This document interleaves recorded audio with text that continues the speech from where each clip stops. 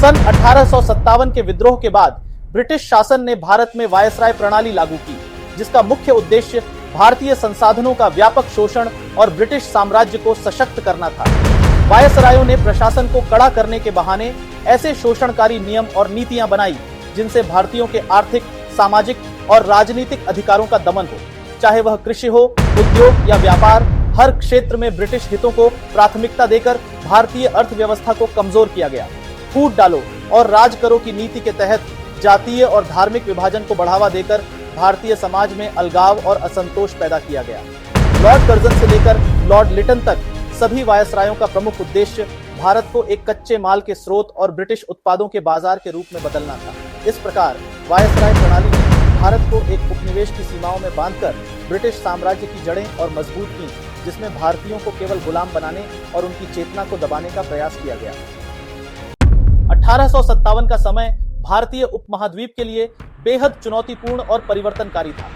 यह वह दौर था जब भारत के विभिन्न हिस्सों में असंतोष और आक्रोश का माहौल पनप रहा था। ऐसे समय में चार्ल्स जॉन कैनिंग ने गवर्नर जनरल के रूप में भारत की बागडोर संभाली। आने वाले वर्षों में कैनिंग का कार्यकाल ब्रिटिश शासन और भारतीय समाज दोनों के लिए एक महत्वपूर्ण मोड़ साबित हुआ। लॉर्ड कैनिंग का कार्यकाल एक ऐसे समय में शुरू हुआ जब भारत में असंतोष और विद्रोह की लहरें उठने लगी थीं। ब्रिटिश ईस्ट इंडिया कंपनी की आर्थिक और सामाजिक नीतियों ने भारतीय समाज के विभिन्न वर्गों में गहरा असंतोष उत्पन्न कर दिया था। इन नीतियों ने न केवल सैनिकों में विद्रोह का बीज बोया, बल्कि किसानों, जमींदारों और सामान्य जनता में भी आक्रोश पैदा किया। 1857 का विद्रोह, जिसे सिपाही विद्रोह के नाम से भी जाना जाता है, इसी असंतोष का विस्फोट था। यह विद्रोह अचानक ही एक व्यापक रूप धारण कर गया और भारत के विभिन्न हिस्सों में फैल गया। इस विद्रोह ने ब्रिटिश शासन की नींव को हिलाकर रख दिया। कैनिंग के लिए यह एक बहुत बड़ी चुनौती थी। उसने अपने धैर्य और संयम से इस विद्रोह को शांत करने की कोशिश की, लेकिन उसे यह समझ में आ गया था कि भारत में अब पहले जैसी स्थिति नहीं रही। विद्रोह के बाद लॉर्ड कैनिंग को क्लेमेंसी कैनिंग के नाम से जाना जाने लगा। इसके इस उपनाम के पीछे एक महत्वपूर्ण कारण था। विद्रोह के बाद जबकि ब्रिटिश अधिकारियों और सैनिकों में भारतीयों के प्रति घृणा और कठोरता का भाव था, कैनिंग ने भारतीयों के प्रति एक नरम और सहानुभूतिपूर्ण रवैया अपनाया। उसने यह महसूस किया कि विद्रोह के पीछे भारतीयों के असंतोष और आक्रोश को समझना और उसका समाधान करना अधिक महत्वपूर्ण है, बजाय इसके कि उन्हें और कठोरता से दबाया जाए। रिवॉल्ट ऑफ 1857 के परिणाम स्वरूप ब्रिटिश संसद ने गवर्नमेंट ऑफ इंडिया एक्ट 1858 को पारित किया, जिसने ईस्ट इंडिया कंपनी के शासन का अंत कर दिया और भारत को सीधे ब्रिटिश क्राउन के अधीन कर दिया। यह एक महत्वपूर्ण परिवर्तन था और लॉर्ड कैनिंग को भारत का पहला वायसराय नियुक्त किया गया। कैनिंग ने इलाहाबाद में आयोजित एक ऐतिहासिक दरबार में रानी विक्टोरिया का घोषणा पत्र जारी किया। इस घोषणा पत्र में भारतीयों को रिलीजियस फ्रीडम और उनके कस्टम्स एंड ट्रेडिशंस का सम्मान देने का वादा किया गया। यह घोषणा पत्र अंग्रेजों और भारतीयों के बीच संबंधों में एक नया अध्याय था, जिसमें भारतीयों के प्रति एक अधिक संवेदनशील दृष्टिकोण अपनाने की बात की गई थी। लॉर्ड कैनिंग ने इस नई शासन प्रणाली को और अधिक प्रभावी और संगठित बनाने के लिए एडमिनिस्ट्रेटिव रिफॉर्म्स की दिशा में कई महत्वपूर्ण कदम उठाए। इंडियन काउंसिल्स एक्ट 1861 इसके कार्यकाल का एक और महत्वपूर्ण कदम था। इस अधिनियम ने भारत में एक नई प्रकार की शासन प्रणाली की नींव रखी, जिसे पोर्टफोलियो सिस्टम कहा जाता है। पोर्टफोलियो सिस्टम के तहत प्रशासन के विभिन्न विभागों के लिए अलग अलग अधिकारी नियुक्त किए गए, जिन्हें अपने विभाग के कार्यों की जिम्मेदारी सौंपी गई। यह प्रणाली भारत में कैबिनेट सरकार की नींव के रूप में देखी गई, जहां प्रत्येक विभाग का एक प्रमुख अधिकारी होता था, जो उस विभाग से संबंधित सभी कार्यों का उत्तरदायी होता था। यह कदम एडमिनिस्ट्रेटिव एफिशिएंसी बढ़ाने के लिए उठाया गया था, ताकि शासन में बेहतर समन्वय और अनुशासन सुनिश्चित किया जा सके। इस अधिनियम ने बंबई और मद्रास जैसे प्रांतों को भी लेजिस्लेटिव पावर्स प्रदान की। हालांकि इन प्रांतों की लेजिस्लेटिव पावर्स सीमित थीं और महत्वपूर्ण निर्णय लेने का अधिकार वायसराय और ब्रिटिश सरकार के पास सुरक्षित रखा गया था। इस तरह के सुधारों का उद्देश्य प्रशासन को अधिक कुशल और केंद्रित बनाना था, ताकि किसी भी प्रकार की असंतोष या विद्रोह की संभावनाओं को कम किया जा सके। लॉर्ड कैनिंग के इन प्रयासों ने भारतीय प्रशासनिक ढांचे में एक नई दिशा दी और ब्रिटिश शासन को अधिक स्थायित्व प्रदान किया। हालांकि इन सुधारों का उद्देश्य भारतीय जनता के विश्वास को जीतना और ब्रिटिश शासन को मजबूत बनाना था, लेकिन इससे भारतीय समाज में एक नए प्रकार की एडमिनिस्ट्रेटिव और पॉलिटिकल जागरूकता भी पैदा हुई। इन सुधारों ने भारत में भविष्य के लिए एक नई शासन प्रणाली की नींव रखी, जो आगे चलकर भारतीय स्वतंत्रता संग्राम के समय भी महत्वपूर्ण साबित हुई। लॉर्ड कैनिंग के कार्यकाल में शिक्षा और न्याय के क्षेत्र में भी बड़े और दूरगामी सुधार किए गए। इसके कार्यकाल में 3 महत्वपूर्ण विश्वविद्यालयों की स्थापना की गई, जिनमें कलकत्ता, मद्रास और बॉम्बे विश्वविद्यालय प्रमुख थे। इन विश्वविद्यालयों की स्थापना 1857 के आसपास की गई, जो उस समय के ब्रिटिश शिक्षा सुधारों का एक महत्वपूर्ण हिस्सा था। ब्रिटिश सरकार ने यह समझ लिया था कि अगर उन्हें भारतीय समाज में अपनी पकड़ को मजबूत करना है, तो शिक्षा के क्षेत्र में सुधार बेहद आवश्यक है। कलकत्ता विश्वविद्यालय, जिसे 1857 में स्थापित किया गया, वह भारत का पहला आधुनिक विश्वविद्यालय था। इसके बाद मद्रास और बॉम्बे विश्वविद्यालयों की स्थापना की गई। इन विश्वविद्यालयों की स्थापना का उद्देश्य न केवल उच्च शिक्षा को प्रोत्साहित करना था, बल्कि भारतीय छात्रों को ब्रिटिश शिक्षा प्रणाली के अनुसार प्रशिक्षित करना भी था। इस कदम के पीछे ब्रिटिशों की एक सोच यह भी थी कि भारतीयों को अंग्रेजी शिक्षा देकर वे उन्हें अपने शासन के प्रति सहिष्णु बना सकते हैं और प्रशासन में उनकी भागीदारी को बढ़ा सकते हैं। इन विश्वविद्यालयों ने भारतीय समाज में शिक्षा के प्रति एक नई जागरूकता पैदा की। अब तक शिक्षा का प्रसार मुख्यतः पारंपरिक गुरुकुल और मदरसों के माध्यम से होता था, लेकिन इन विश्वविद्यालयों की स्थापना ने आधुनिक शिक्षा प्रणाली का द्वार खोला। इससे भारतीय समाज में आधुनिक विज्ञान, गणित, साहित्य और दर्शन शास्त्र जैसे विषयों का प्रसार हुआ। इसके साथ ही इन विश्वविद्यालयों ने भारतीय छात्रों को एक मंच प्रदान किया, जहां वे अपनी सोच और विचारधारा को विकसित कर सकते थे। इन विश्वविद्यालयों से निकले छात्र आगे चलकर भारतीय स्वतंत्रता संग्राम में भी महत्वपूर्ण भूमिका निभाने वाले थे। लॉर्ड कैनिंग के कार्यकाल में शिक्षा के साथ साथ न्यायिक प्रणाली में भी बड़े सुधार किए गए। 1862 में उच्च न्यायालयों की स्थापना का निर्णय लिया गया, जो आज भारतीय न्यायिक प्रणाली का आधार है। इन उच्च न्यायालयों की स्थापना से पहले भारत में न्यायिक प्रणाली बिखरी हुई और असंगठित थी। स्थानीय अदालतें और पंचायतें न्याय के नाम पर अक्सर अन्याय कर बैठती थीं और न्यायिक प्रणाली में एकता और स्थिरता की कमी थी। लॉर्ड कैनिंग के नेतृत्व में स्थापित किए गए उच्च न्यायालयों ने भारतीय न्यायिक प्रणाली को संगठित और संस्थागत रूप दिया। इन अदालतों ने न केवल न्याय के क्षेत्र में महत्वपूर्ण भूमिका निभाई, बल्कि उन्होंने कानून के शासन की अवधारणा को भी मजबूत किया। उच्च न्यायालयों के गठन से न्यायिक प्रक्रिया को अधिक पारदर्शी और सुलभ बनाया गया। इससे जनता का न्याय प्रणाली पर विश्वास बढ़ा और वे अपने अधिकारों की रक्षा के लिए न्यायालयों का सहारा लेने लगे। इन उच्च न्यायालयों ने कानून और न्यायिक प्रक्रिया में सुधार करते हुए भारतीय न्यायिक प्रणाली को ब्रिटिश मॉडल के अनुरूप बनाया। इससे न केवल न्याय प्रक्रिया में तेजी आई, बल्कि न्यायिक निष्पक्षता भी सुनिश्चित हुई। उच्च न्यायालयों की स्थापना ने भारतीय समाज में कानूनी जागरूकता को भी बढ़ावा दिया और कानून के प्रति सम्मान की भावना को प्रबल किया। इस प्रकार लॉर्ड कैनिंग के कार्यकाल में किए गए ये सुधार न केवल तत्कालीन भारतीय समाज के लिए महत्वपूर्ण थे, बल्कि वे आज भी भारतीय शिक्षा और न्यायिक प्रणाली के स्तंभ बने हुए हैं। इन सुधारों ने भारतीय समाज को आधुनिकता की ओर अग्रसर किया और शिक्षा तथा न्याय के क्षेत्र में एक मजबूत नींव रखी, जिसने भारतीय समाज को आने वाले समय की चुनौतियों का सामना करने के लिए तैयार किया। लॉर्ड एल्गिन, जिसका पूरा नाम James Bruce Earl of Elgin था, ने 1862 से 1863 तक भारत के गवर्नर जनरल और वायसराय के रूप में कार्य किया। इसका कार्यकाल बहुत लंबा नहीं था, लेकिन वह भारतीय उपमहाद्वीप के इतिहास में एक महत्वपूर्ण समय के दौरान आया, जब ब्रिटिश रूल ने भारतीय समाज और प्रशासन में कई बदलावों की नींव रखी थी। लॉर्ड कैनिंग के कार्यकाल के बाद लॉर्ड एल्गिन को भारत का गवर्नर जनरल और वायसराय नियुक्त किया गया। उसने एक ऐसे समय में पदभार संभाला जब भारत में विद्रोह का खतरनाक दौर समाप्त हो चुका था, लेकिन इसके परिणाम स्वरूप पैदा हुए असंतोष और अविश्वास के घाव अभी भी ताजे थे। लॉर्ड एल्गिन का मुख्य कार्य ब्रिटिश एडमिनिस्ट्रेशन को स्थिर करना और भारतीय जनता के बीच उत्पन्न असंतोष को शांत करना था। लॉर्ड एल्गिन ने अपने कार्यकाल में मुख्य रूप से लॉ एंड ऑर्डर को बनाए रखने पर ध्यान केंद्रित किया। उसने उन क्षेत्रों में शांति स्थापित करने की कोशिश की जो 1857 के विद्रोह के दौरान सबसे अधिक प्रभावित हुए थे। इसके सामने सबसे बड़ी चुनौती यह थी कि वह भारतीय समाज में ब्रिटिश रूल के प्रति विश्वास और स्थायित्व को फिर से स्थापित करे, जो विद्रोह के दौरान बुरी तरह से हिल गया था। लॉर्ड एल्गिन के कार्यकाल में भारतीय समाज में बड़े रिफॉर्म्स की दिशा में कोई विशेष कदम नहीं उठाए गए, लेकिन उसने एडमिनिस्ट्रेटिव स्ट्रक्चर को सुदृढ़ करने और विद्रोह के बाद के प्रभावों को नियंत्रित करने के लिए महत्वपूर्ण उपाय किए। इसके कार्यकाल में ब्रिटिश एडमिनिस्ट्रेटिव मशीनरी को फिर से संगठित किया गया और इसे अधिक प्रभावी और कुशल बनाने के प्रयास किए गए। हालांकि लॉर्ड एल्गिन का कार्यकाल बहुत लंबा नहीं रहा। उसने 1863 में अपने कार्यकाल के दौरान ही शिमला में निधन हो गया। इसके कार्यकाल का अचानक अंत होने के कारण वह उन सुधारों और नीतियों को पूरी तरह से लागू नहीं कर पाया जिनकी योजना उसने बनाई थी। सर जॉन लॉरेंस, जिसने 1864 से 1869 तक भारत के गवर्नर जनरल और वायसराय के रूप में कार्य किया, अपने समय के एक प्रमुख प्रशासनिक अधिकारी के रूप में जाना जाता था। इसका कार्यकाल भारतीय उपमहाद्वीप में ब्रिटिश रूल को स्थिरता प्रदान करने और प्रशासनिक सुधारों को लागू करने के लिए महत्वपूर्ण माना जाता है। सर जॉन लॉरेंस, जो पहले पंजाब के लेफ्टिनेंट गवर्नर के रूप में कार्य कर चुका था, ने अपने प्रशासनिक कौशल और कठोर अनुशासन के लिए ख्याति प्राप्त की थी। इसके गवर्नर जनरल और वायसराय के रूप में कार्यकाल का मुख्य उद्देश्य भारत में कानून और व्यवस्था को बनाए रखना और ब्रिटिश अथॉरिटी को सुदृढ़ करना था। इसके कार्यकाल के दौरान ब्रिटिश एडमिनिस्ट्रेशन ने भारत में कई महत्वपूर्ण कदम उठाए जो बाद में प्रशासनिक सुधारों की नींव बने।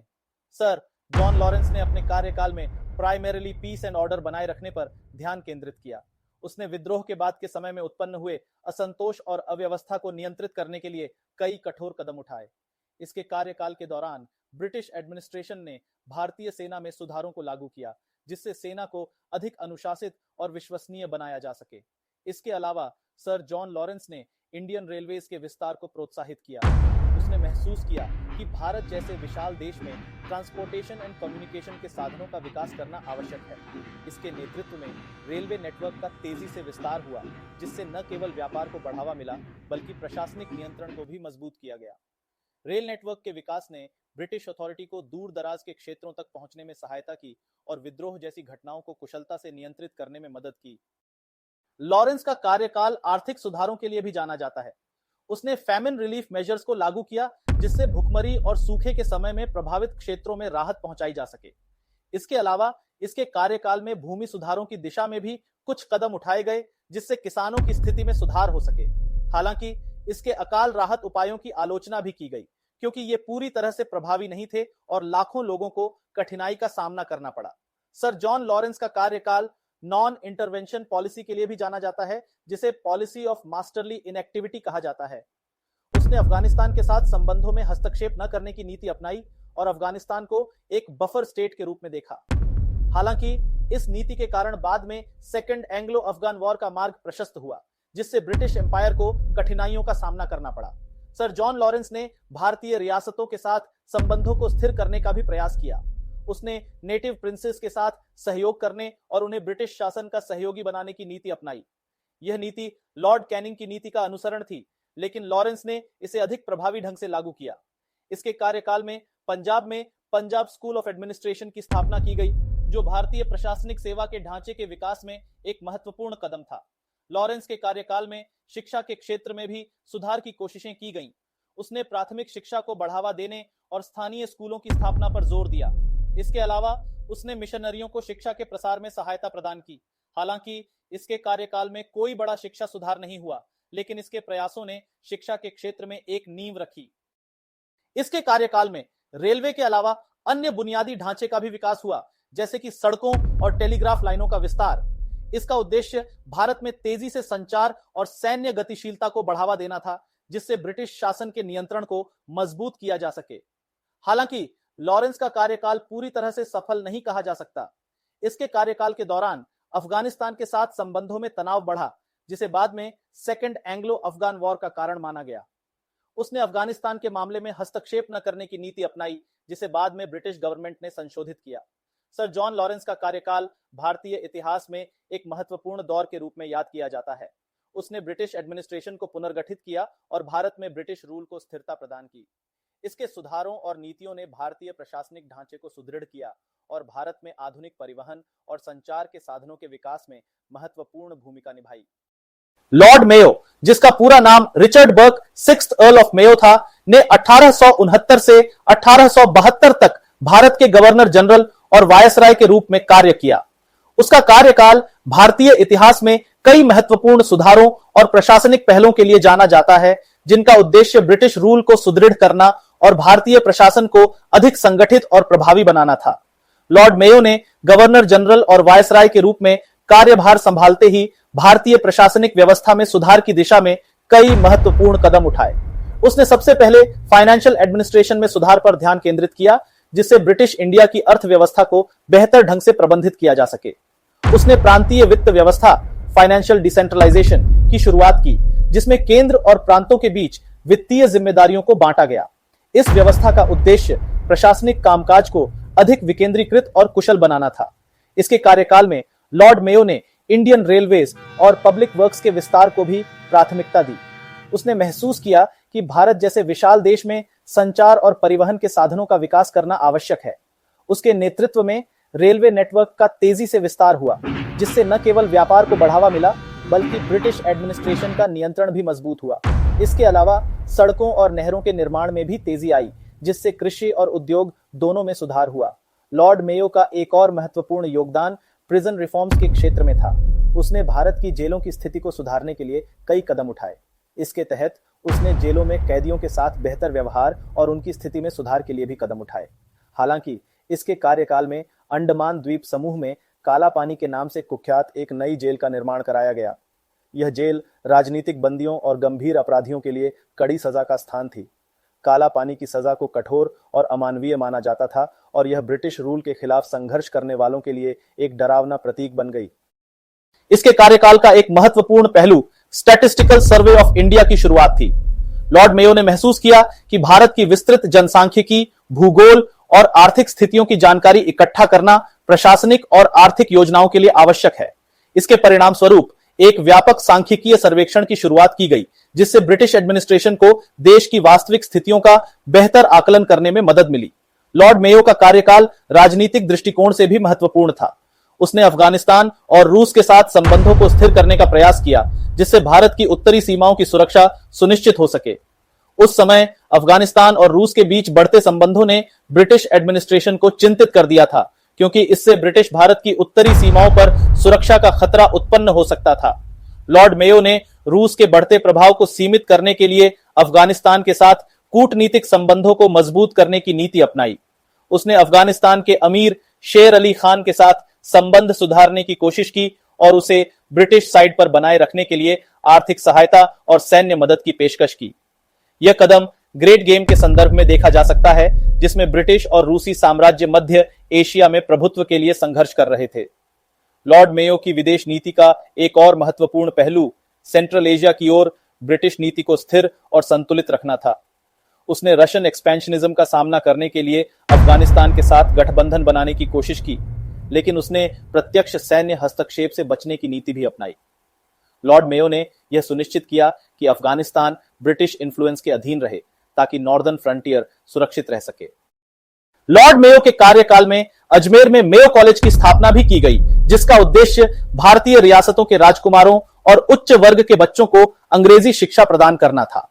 यह कॉलेज ब्रिटिश वैल्यूज और प्रशासनिक शिक्षा को बढ़ावा देने के लिए बनाया गया था, ताकि भारतीय शासक वर्ग ब्रिटिश रूल के प्रति वफादार रहे। हालांकि लॉर्ड मेयो का कार्यकाल अचानक समाप्त हो गया, जब 1872 में अंडमान द्वीप समूह की यात्रा के दौरान एक कैदी ने उसकी हत्या कर दी। यह घटना ब्रिटिश एडमिनिस्ट्रेशन के लिए एक बड़ा झटका थी और यह पहली बार था जब एक गवर्नर जनरल की हत्या हुई थी। लॉर्ड मेयो का कार्यकाल भले ही छोटा रहा हो, लेकिन उसने भारतीय प्रशासन में कई महत्वपूर्ण सुधार किए। इसके इकोनॉमिक, एडमिनिस्ट्रेटिव और इंफ्रास्ट्रक्चर रिफॉर्म्स ने ब्रिटिश इंडिया को एक नई दिशा दी। इसके कार्यकाल को भारतीय प्रशासनिक इतिहास में एक निर्णायक मोड़ के रूप में देखा जाता है, जिसने भविष्य की नीतियों और योजनाओं की नींव रखी। उसकी विदेश नीति ने ब्रिटिश भारत की उत्तरी सीमाओं की सुरक्षा सुनिश्चित करने में महत्वपूर्ण भूमिका निभाई और सेंट्रल एशिया में ब्रिटिश इंटरेस्ट्स को संरक्षित किया। लॉर्ड नॉर्थब्रुक, जिसका पूरा नाम Thomas George Baring first Earl of Northbrook था, ने 1872 से 1876 तक भारत के गवर्नर जनरल और वायसराय के रूप में कार्य किया। उसका कार्यकाल ब्रिटिश भारत में कई महत्वपूर्ण घटनाओं और नीतिगत निर्णयों के लिए जाना जाता है, जिनका उद्देश्य ब्रिटिश रूल को स्थिर करना और वित्तीय प्रशासन को सुधारना था। लॉर्ड नॉर्थब्रुक ने गवर्नर जनरल और वायसराय के रूप में कार्यभार संभालते ही भारतीय प्रशासनिक और वित्तीय व्यवस्था में सुधार की दिशा में कई महत्वपूर्ण कदम उठाए। उसने ब्रिटिश इंडिया की अर्थव्यवस्था को सुदृढ़ करने के लिए विभिन्न सुधारों को लागू किया। उसके कार्यकाल का मुख्य उद्देश्य भारत के वित्तीय प्रशासन में स्थिरता और अनुशासन लाना था। उसने सुनिश्चित किया कि वित्तीय मामलों में पारदर्शिता और उत्तरदायित्व बना रहे, जिससे ब्रिटिश एडमिनिस्ट्रेशन को अपनी नीतियों को बेहतर ढंग से लागू करने में मदद मिली। लॉर्ड नॉर्थब्रुक का कार्यकाल भारतीय इतिहास में खास तौर पर बंगाल के भीषण अकाल के दौरान लिए गए निर्णयों के लिए जाना जाता है। 1873 में बंगाल के कुछ हिस्सों में भयंकर अकाल पड़ा, जिसने लाखों लोगों को प्रभावित किया। लॉर्ड नॉर्थब्रुक ने अकाल राहत कार्यों के लिए तुरंत कदम उठाए और राहत अभियानों को संचालित किया। हालांकि उसकी नीतियों को पूरी तरह सफल नहीं माना गया, क्योंकि अकाल के दौरान लाखों लोग भुखमरी का शिकार हो गए। इसके बावजूद उसने राहत कार्यों में तेजी लाने और भविष्य में ऐसी आपदाओं से निपटने के लिए योजनाएं तैयार की। लॉर्ड नॉर्थब्रुक ने भी स्टैटिस्टिकल सर्वे ऑफ इंडिया के कार्य को आगे बढ़ाया, जो लॉर्ड मेयो के समय शुरू हुआ था। उसने भारत के विभिन्न क्षेत्रों की विस्तृत जानकारी एकत्रित करने के लिए इस सर्वेक्षण का समर्थन किया, जिससे ब्रिटिश एडमिनिस्ट्रेशन को बेहतर नीतिगत निर्णय लेने में मदद मिल सके।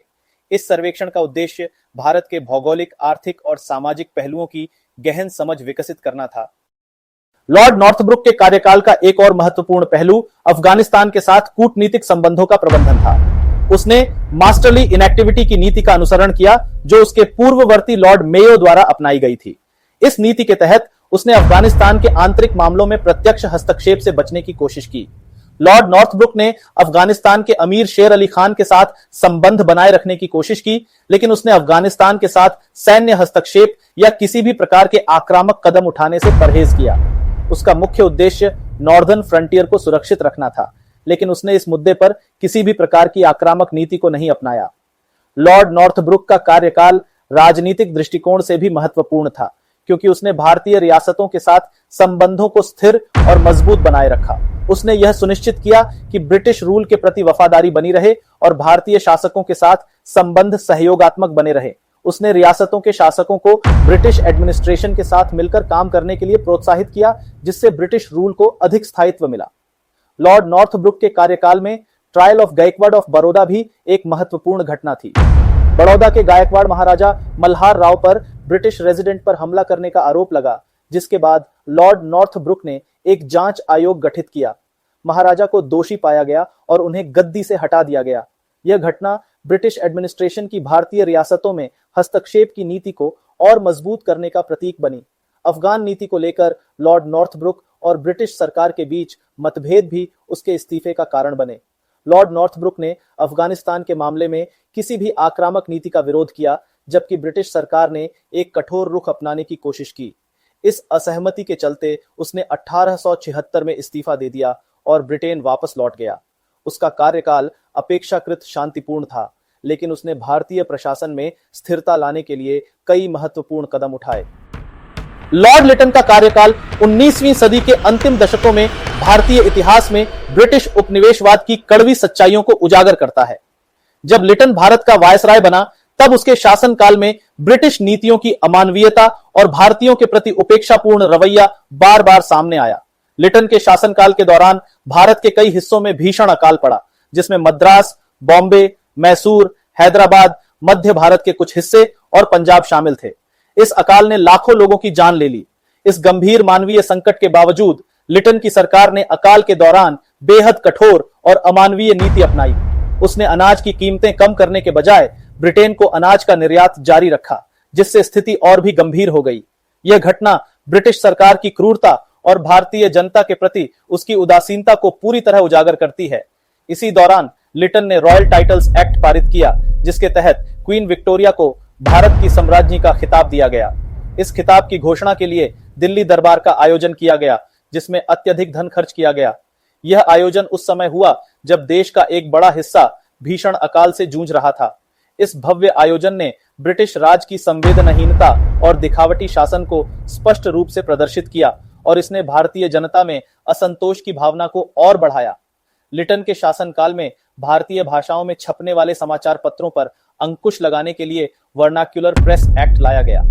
इस एक्ट का उद्देश्य भारतीय प्रेस की स्वतंत्रता को कुचलना था, जो ब्रिटिश सरकार की नीतियों के खिलाफ आवाज उठा रहे थे।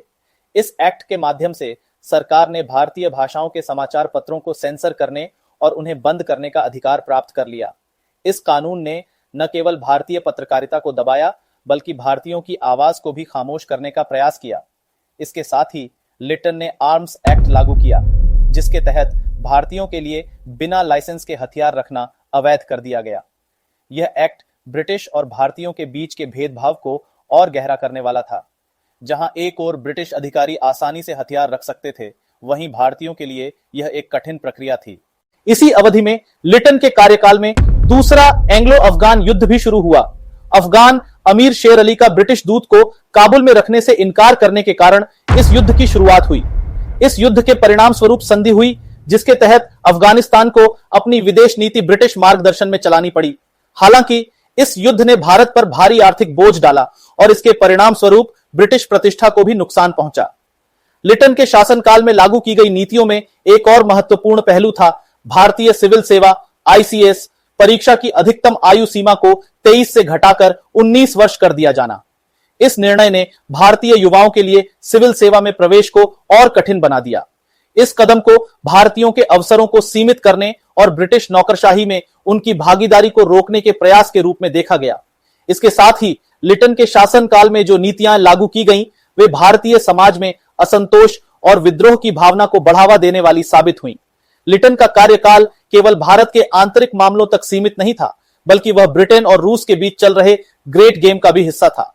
अफगानिस्तान में ब्रिटिश हस्तक्षेप इसी रणनीतिक खेल का हिस्सा था, जो एशिया में प्रभाव क्षेत्र बढ़ाने के उद्देश्य से किया गया था।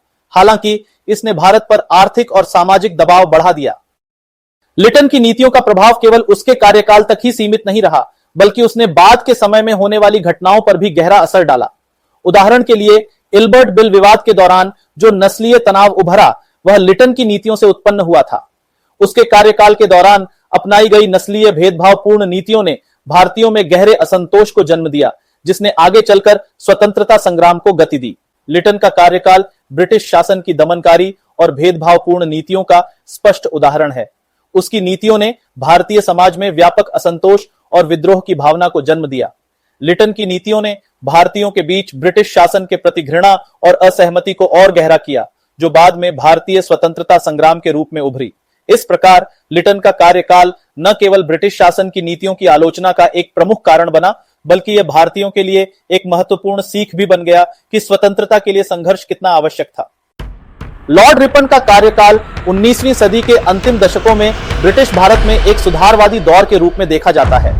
लॉर्ड रिपन, जो 1880 से 1884 तक भारत का वायसराय और गवर्नर जनरल रहा, ने अपने कार्यकाल में कई महत्वपूर्ण सुधारों की शुरुआत की, जिनका उद्देश्य ब्रिटिश शासन को भारतीयों के लिए अधिक न्यायपूर्ण और उदार बनाना था। रिपन को भारतीयों के बीच लिबरल वायसराय के नाम से भी जाना जाता है और उसका कार्यकाल भारतीय जनता के लिए कई मायनों में एक सकारात्मक मोड़ साबित हुआ। लॉर्ड रिपन ने अपने कार्यकाल की शुरुआत एक महत्वपूर्ण सुधार के साथ की, जिसे स्थानीय स्वशासन के क्षेत्र में सुधार के रूप में जाना जाता है। उसने भारतीय समाज में स्थानीय स्वशासन की स्थापना और विकास के लिए पंचायतों और नगर पालिकाओं को अधिक स्वायत्तता प्रदान की। इसके तहत भारतीयों को स्थानीय प्रशासन में अधिक भागीदारी देने का प्रयास किया गया। इस सुधार का उद्देश्य यह था कि भारतीय नागरिक अपने क्षेत्रों के प्रशासन में सीधे रूप से शामिल हों और अपने मामलों को स्वयं संचालित करें।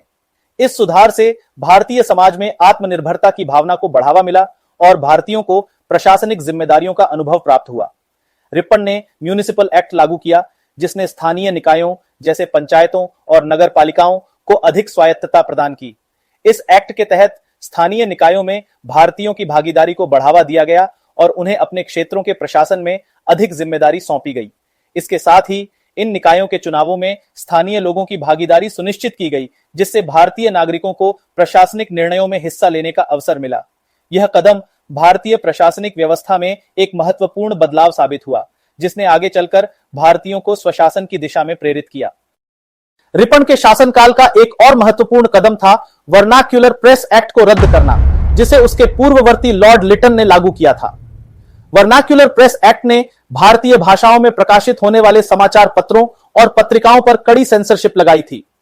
इस अधिनियम ने भारतीय पत्रकारिता को गंभीर रूप से प्रभावित किया और भारतीयों के लिए अपनी आवाज उठाने के मार्ग को संकुचित कर दिया था।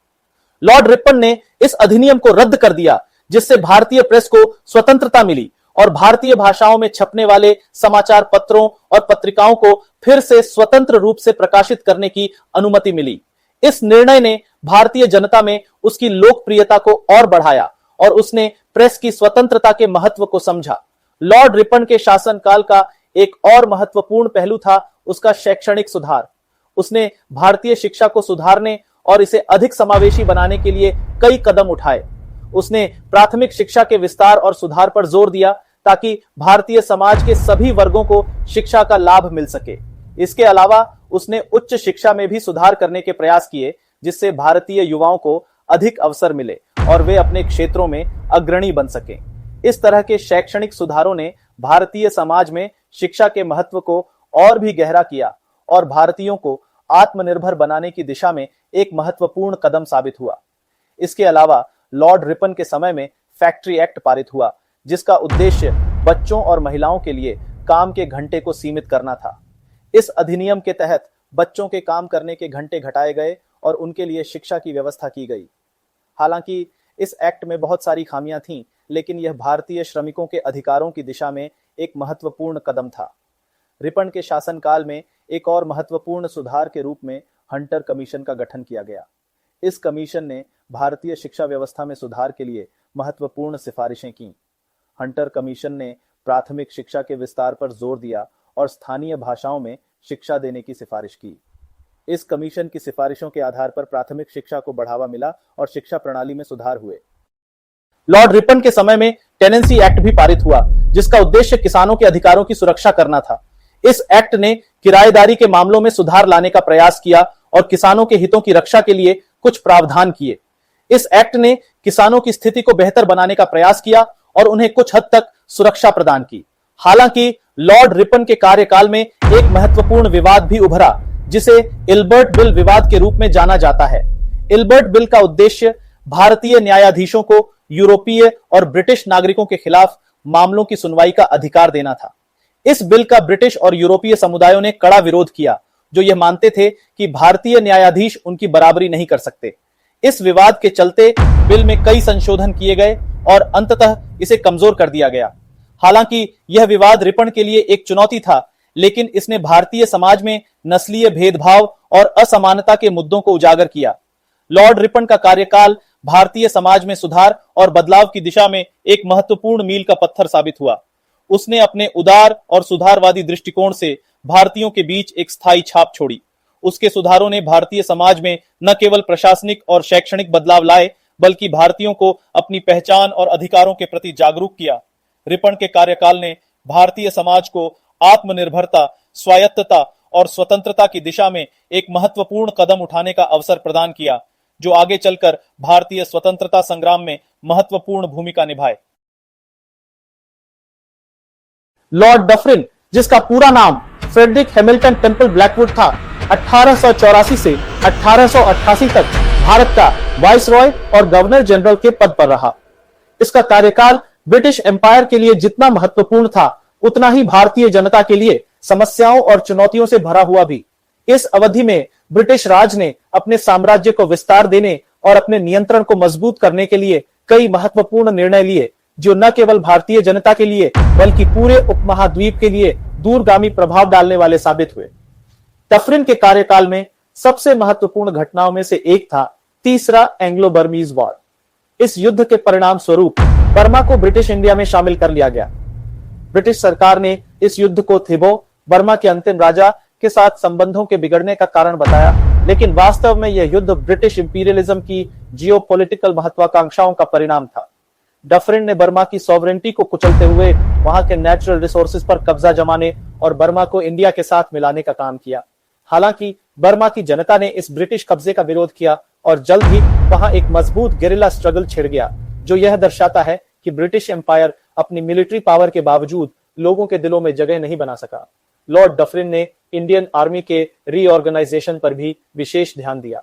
1857 के रिवोल्ट की भयावह स्मृतियों से सबक लेते हुए इसने सुनिश्चित किया कि सेना में यूरोपियन सोल्जर्स का अनुपात अधिक हो, विशेषकर महत्वपूर्ण विभागों जैसे आर्टिलरी, टैंक्स और आर्म्ड कोर में। इसके साथ ही मार्शल रेसेस के सिद्धांत के तहत सिख, गोरखा और पठान जैसे समुदायों की भर्ती को प्राथमिकता दी गई, जो ब्रिटिश राज के प्रति लॉयल माने जाते थे। इस नीति का उद्देश्य इंडियन आर्मी में किसी भी प्रकार की नेशनलिज्म की भावना को दबाना और सेना को ब्रिटिश इंटरेस्ट की सेवा के लिए तैयार रखना था। डफरिन की इस नीति ने न केवल इंडियन आर्मी में विभाजन की नींव रखी, बल्कि इंडियन सोसाइटी में भी अलगाव और संदेह की भावना को बढ़ावा दिया। डफरिन के कार्यकाल के दौरान इंडियन नेशनल कांग्रेस की स्थापना एक और महत्वपूर्ण घटना थी। माना जाता है कि कांग्रेस की स्थापना का विचार ए.ओ. ह्यूम ने दिया, जिसने इसे भारतीय जनता में बढ़ते असंतोष को शांत करने के लिए एक सेफ्टी वाल्व के रूप में प्रस्तुत किया।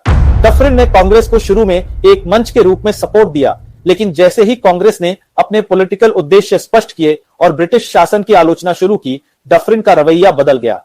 इसने कांग्रेस को एक सेडिशन का कारखाना कहा और इसके नेताओं और समर्थकों के खिलाफ दमनकारी नीतियों का सहारा लिया। डफरिन का यह दृष्टिकोण स्पष्ट रूप से दर्शाता है कि ब्रिटिश राज भारतीय जनता की पॉलिटिकल एस्पिरेशंस को कुचलने के लिए किसी भी हद तक जा सकता था। इंटरनेशनल रिलेशंस के संदर्भ में डफरिन का कार्यकाल महत्वपूर्ण था। ब्रिटिश एम्पायर उस समय ग्रेट गेम में संलिप्त था, जिसमें अफगानिस्तान और अन्य पड़ोसी देशों में रशिया के बढ़ते प्रभाव को रोकने के लिए एक्टिव एफर्ट्स किए जा रहे थे। डफरिन की डिप्लोमेटिक बैकग्राउंड ने इस क्षेत्र में ब्रिटिश पॉलिसीज को शेप देने में महत्वपूर्ण भूमिका निभाई। ब्रिटिश राज के लिए अफगानिस्तान एक बफर स्टेट के रूप में महत्वपूर्ण था और डफरिन ने अफगानिस्तान के साथ संबंधों को मजबूत करने के प्रयास किए ताकि रशिया की पहुंच को सीमित किया जा सके। इन नीतियों ने इंडियन सबकॉन्टिनेंट में ब्रिटिश एम्पायर के स्ट्रेटेजिक इंटरेस्ट्स को सुरक्षित रखने का काम किया, लेकिन साथ ही क्षेत्र में इंस्टेबिलिटी और कॉन्फ्लिक्ट की स्थिति भी बनाए रखी।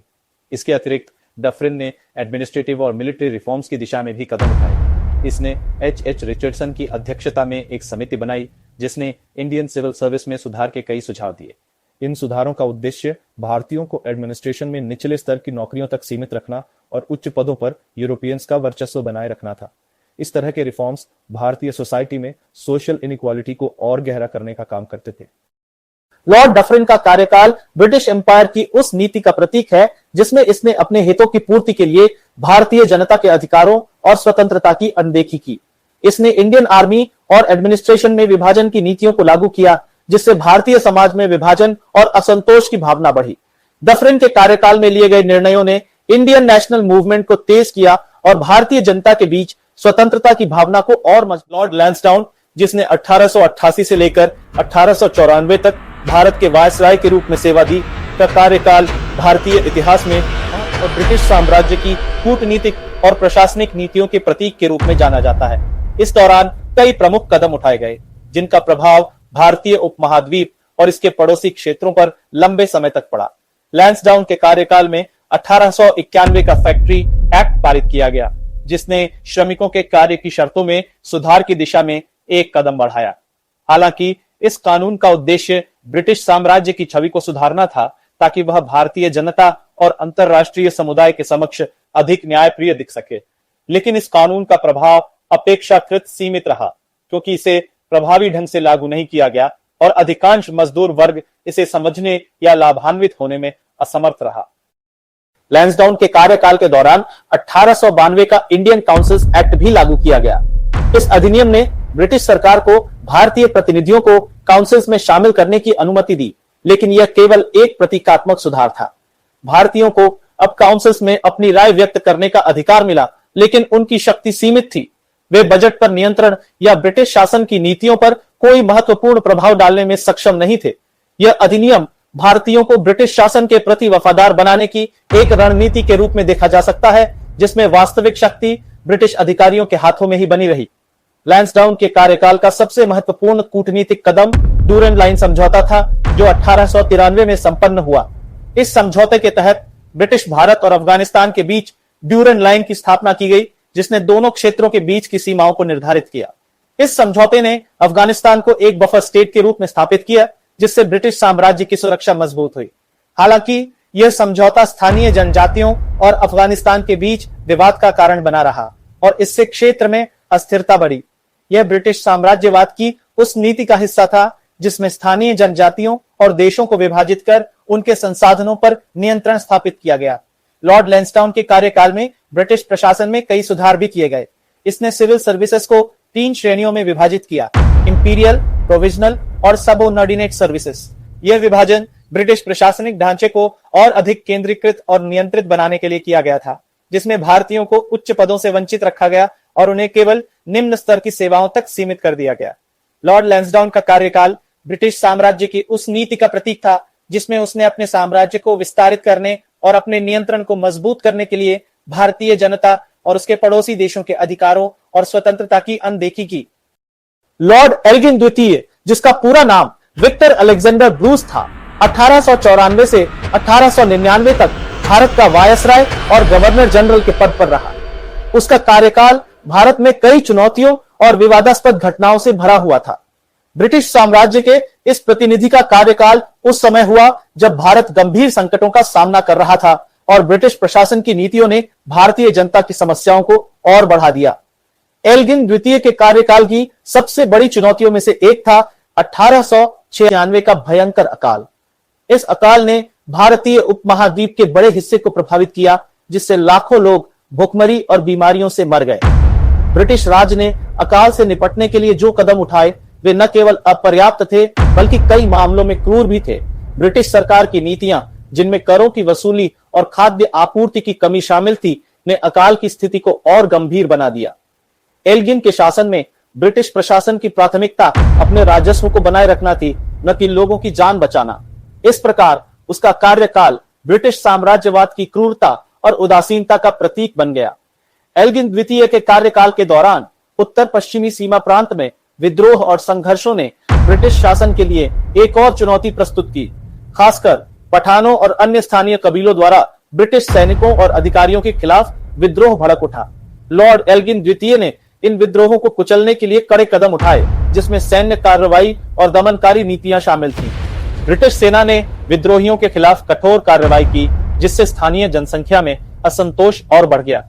यह स्पष्ट है कि ब्रिटिश सरकार ने इन विद्रोहों को केवल अपने साम्राज्य की सुरक्षा के नजरिए से देखा, जबकि स्थानीय लोगों की परेशानियों और उनकी स्वतंत्रता की आकांक्षाओं की अनदेखी की गई।